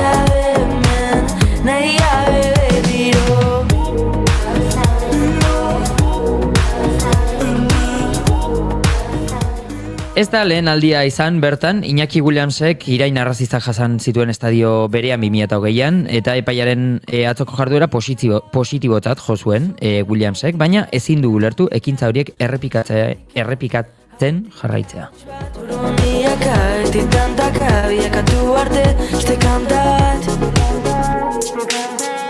Gertakari hau antzeko kasuen zerrenda luze bati gehitzen zaio. Iaz, Vinicius Junior Real Madrideko jokalariari irain arrazistak inzizkioten hainbat estadiotan, eta, arserre orokorra eragin zuen, 2008an adibidez Valentziako Moaktar Diakabik zelaia utzi zuen, Kadizen aurkako partida batean iraindua izan ondoren, eta, adibide horiek erakusten dute arrazakeria ez dela arazo isolatua egiturazkoa, baizik. Tantaka biakatu arte, este kanta bat, ta utikan, utxunetikat, ahotika hotxoat buru miaka, Gaur beraz gaiari heltzeko gizonezkoen gorengo mailan preferente bezala ulertzen dena, eta emakumezkoen bigarren federazioen epailea den Naroa Garaialderekin hitz egingo dugu, eta jakiteko nola bizi den errealitate hori barrutik, eta epaiek ze egiteko izan dezaketen, jokabide horiek desagarrarazteko. Egunon, Naroa? Egun honaritz. Konta eguzu, futbolean arrazakeria kasuak gero eta gehiago daude, edo gero eta gehiago agerian jartzen ditugu? Nik uste ez dela gehiago daude, baizik eta normaltasunez hartzen nahi diala gauzak. Baizik eta futbol zelai batea junta, futbolaz disfrutatu beharrean, zalea juteiala bertan aurkitzen duten lehenengo pertsona iraintzea edo beraiekin sartzea. Zuri gertatu izan zaizu, igual zure partidoren baten iraina arrazistak gertatzea zelai barruan? Iraina arrazista hola ez. Bestelakoak bai, baino lakoak ez. Eta suposatzen dut protokoloak dauzkazuela, ze protokolo jarraitu behar duzue partida batean horrelako ekintza bat gertatzen baldin bada? Lehenik eta bai guk nobaritza badeu holako goza gertatzen nahi dela, partida geldatu, eta delegatuarekin hitzein. Delegatuak bere baitan armaian dagoen jendeakin megafonotikan abisatu gertatzen nahi dana. Partida berriro hasten da. Olako gauza gertatuko balitzazke berriro partida gelditzen da berriz. Eta arbitroak erabaki hartzen du jokalariak edo bai aldagelera sartzea. Eta momentuz armaiako pertsonek gabe jolastea partida, eta jarraituko balu dute olako iraina baia partida bertan bera geratzea. Gipuzkoan gertatu da inoiz horrelakorik? Ez dakit. Uste baietz, kasun bat egon dela, baino ez dakit. Bale, beko mailak edo profesionala ez diren maila hortan, futbol profesionalean gertatzen diren isla direla uste duzu? Beste modu batez, lehen mailan gertatzen dena ondorioak izan ditzake beko mailetan? Bai, guztiz. Azkenen, futbol jokalarik behaien isla da lehenengo mailan gertatzen den guztia, orduan armaieta juten zeanen zureko herriako animatzea, batzutan animatzea guzti eta beste irentzen hastezea. Eta nolara egiten die jokalari gaztei, eta baita zale gaztei portaera hoiek ikusteak edo baita sufritzeak? Nik uste, ez dakit, ni futbolen jolastu izan izenen ez egertatu lako zer, baino zu futbol zelaien zaudenen eta zure jokua denen futbola jolastea, eta zelaietikan, armaietatikan entzute dituzunen horako gauzak, nik uste baita zure portaera beste bat izan barko zula ez, bai arbitroan gana jungo esan, hau gertatzen nahi da, eta hori gatu. Batzutan, euforian arazok diala eta ez da gertatzen olakoik. Eta behaiek normaltasunez hartu eta partida segitzen dute jolasen.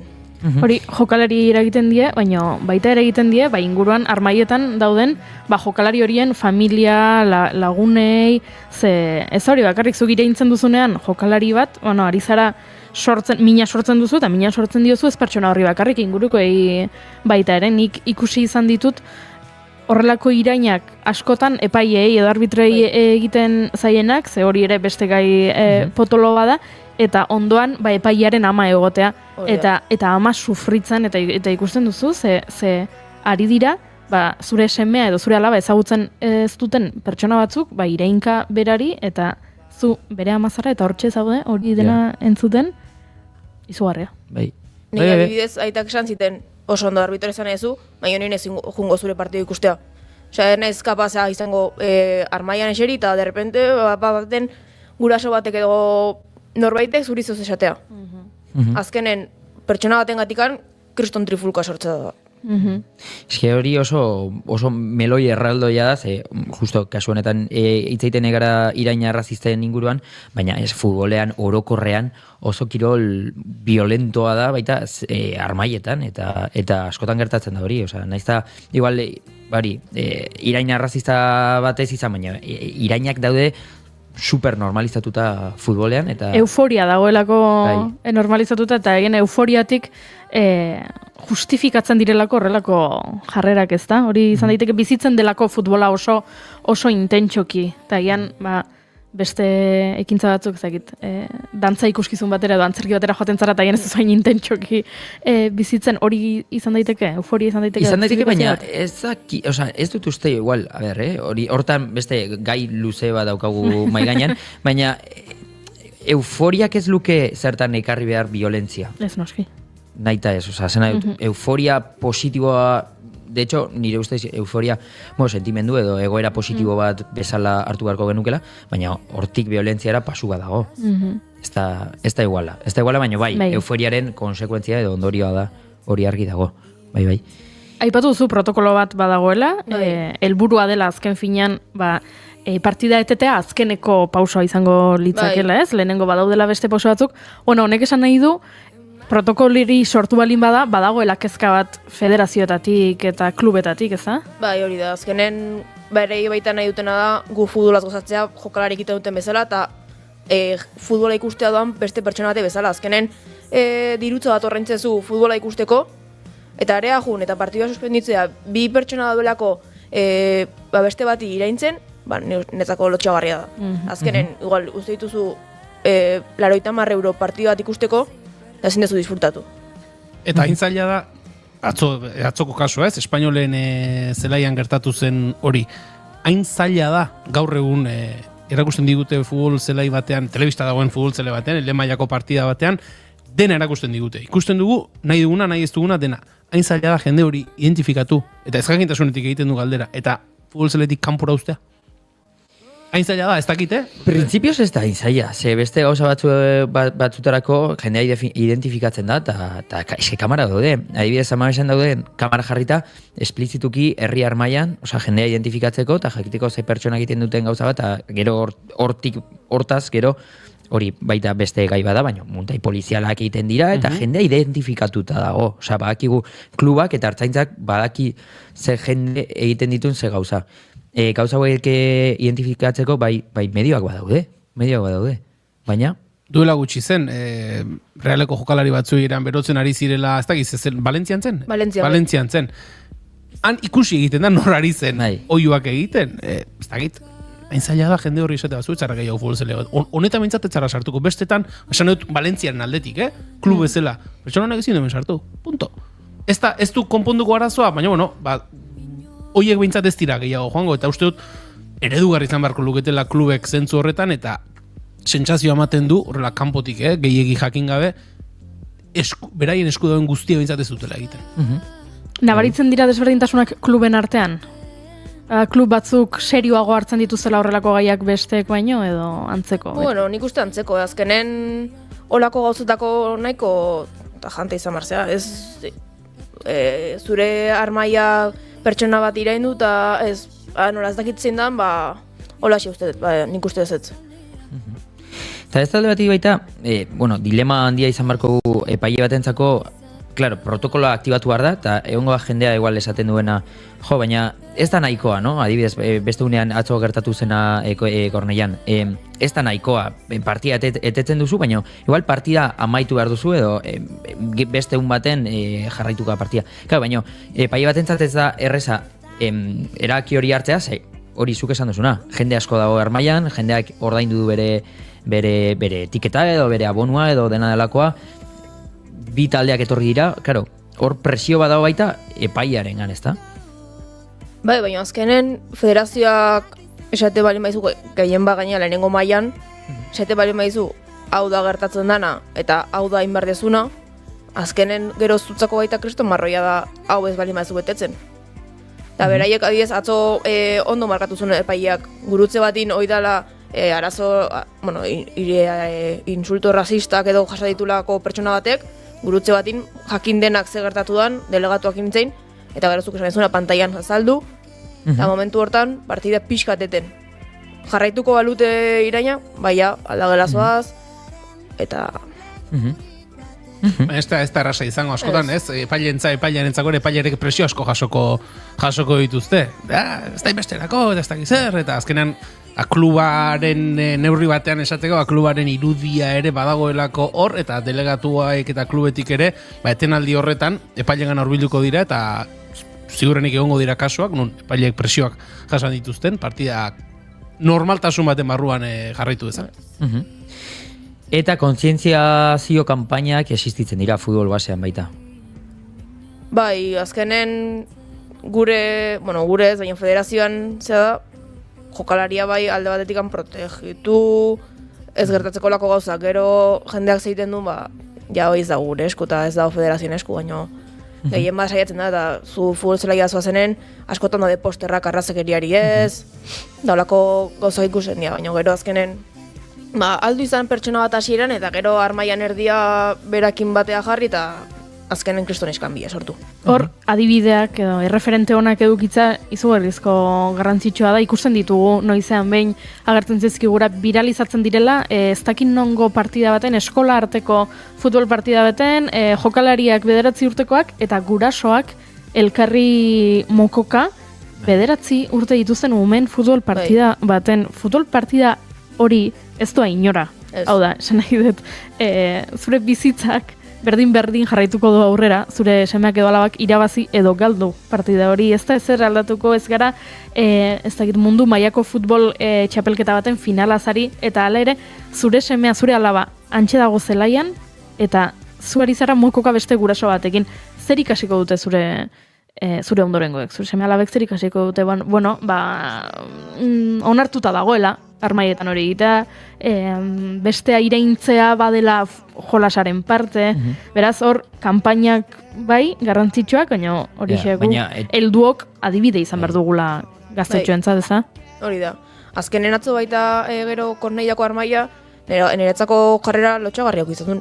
Arbitrak geratu ostean gero Iñaki Williamsek hartzezun baloi bakoitza txistuka mundu guztia.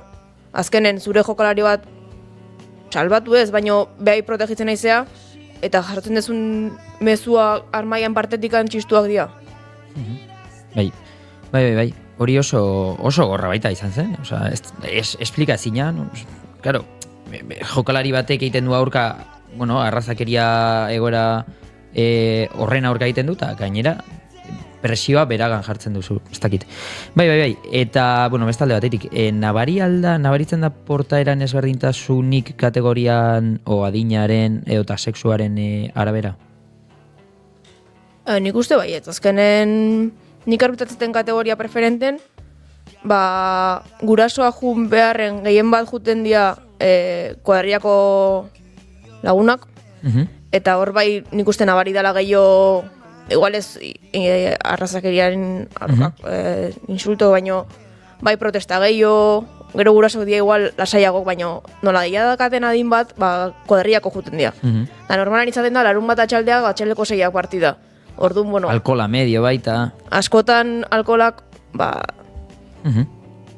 eragiten du. Zer gertatzen den.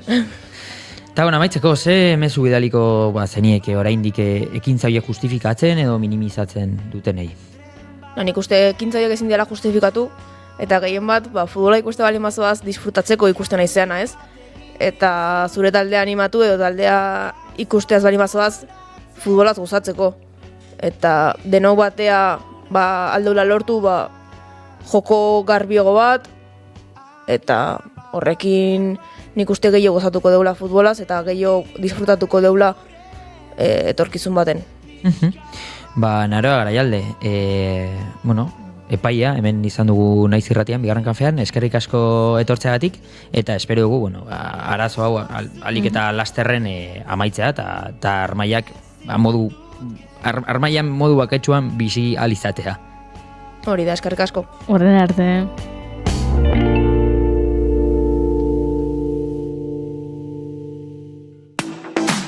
Naiz irratia, zuk nahi duzunean entzuteko aukera duzu egun osoan zehar.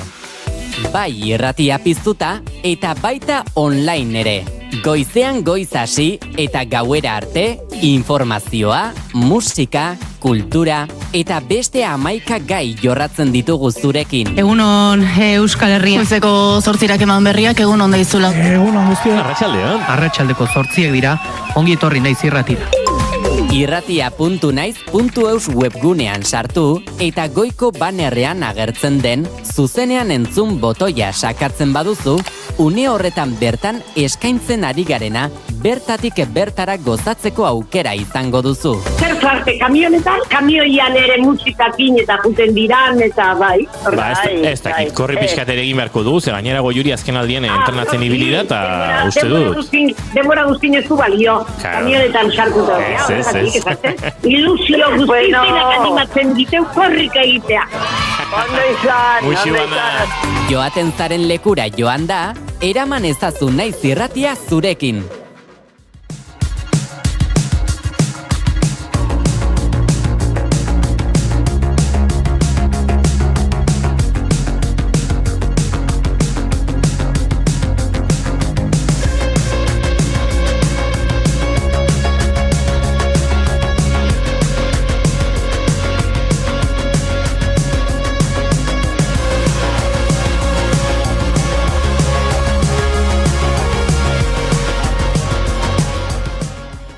Zer moduza da ire? Okerrera da aietelaga? Ez, ondo, atzo, eski arratzelo osoa lo seko pasanon.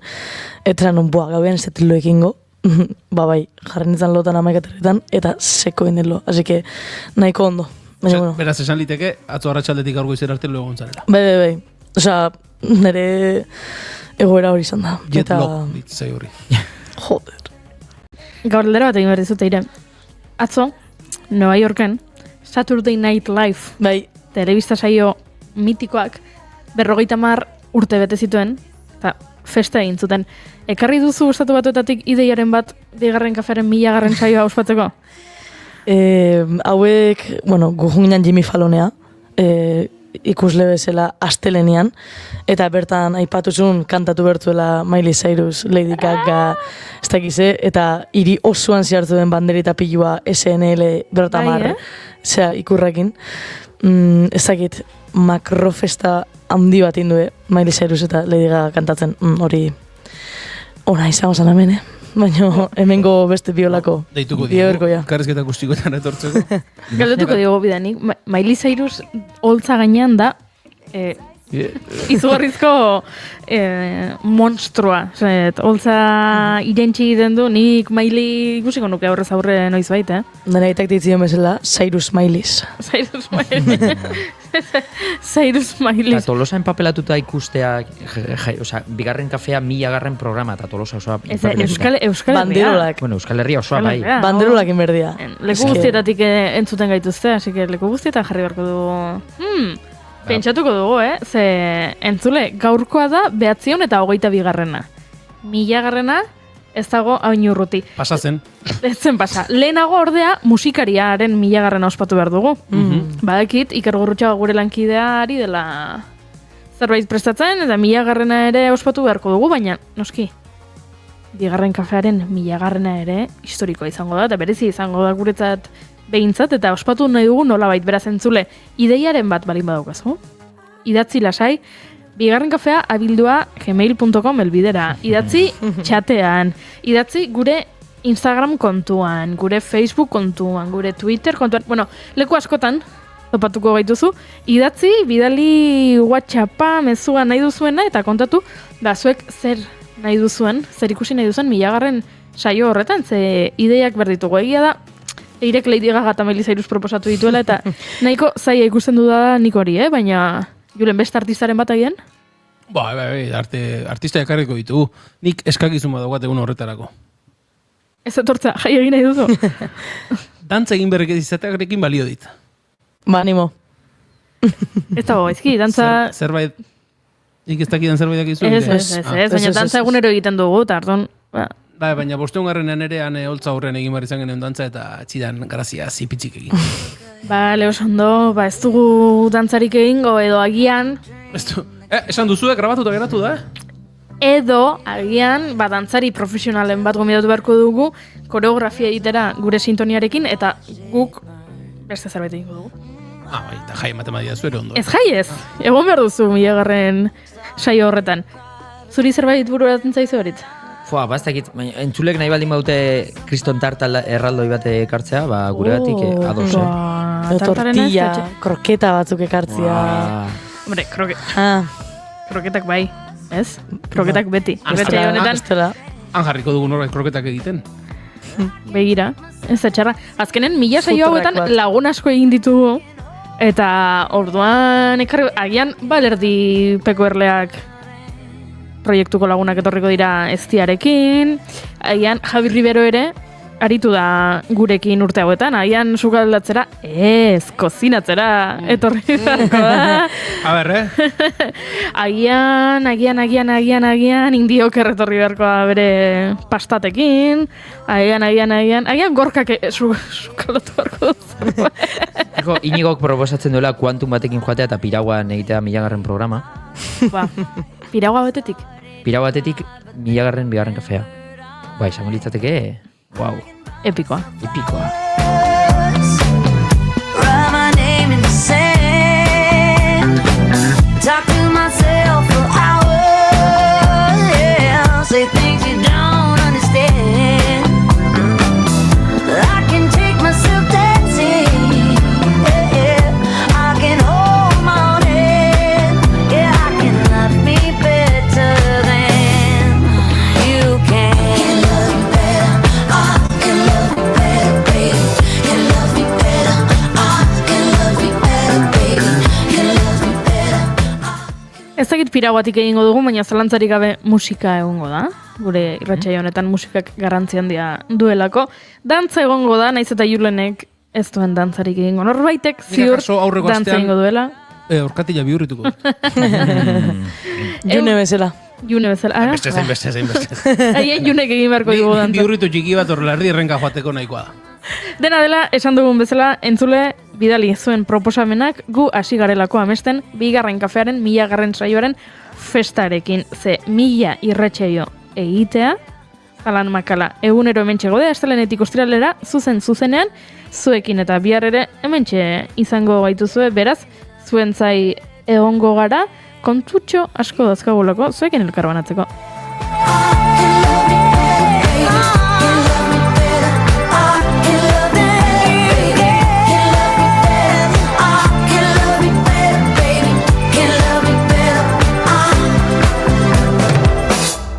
Orain, bagoaz, Eireren jetlaka, aritzen, ajea eta Julenen bizitzarekiko eszeptizismoa gainditu behar ditugurako, nolabait bihar hemen txegongo gara.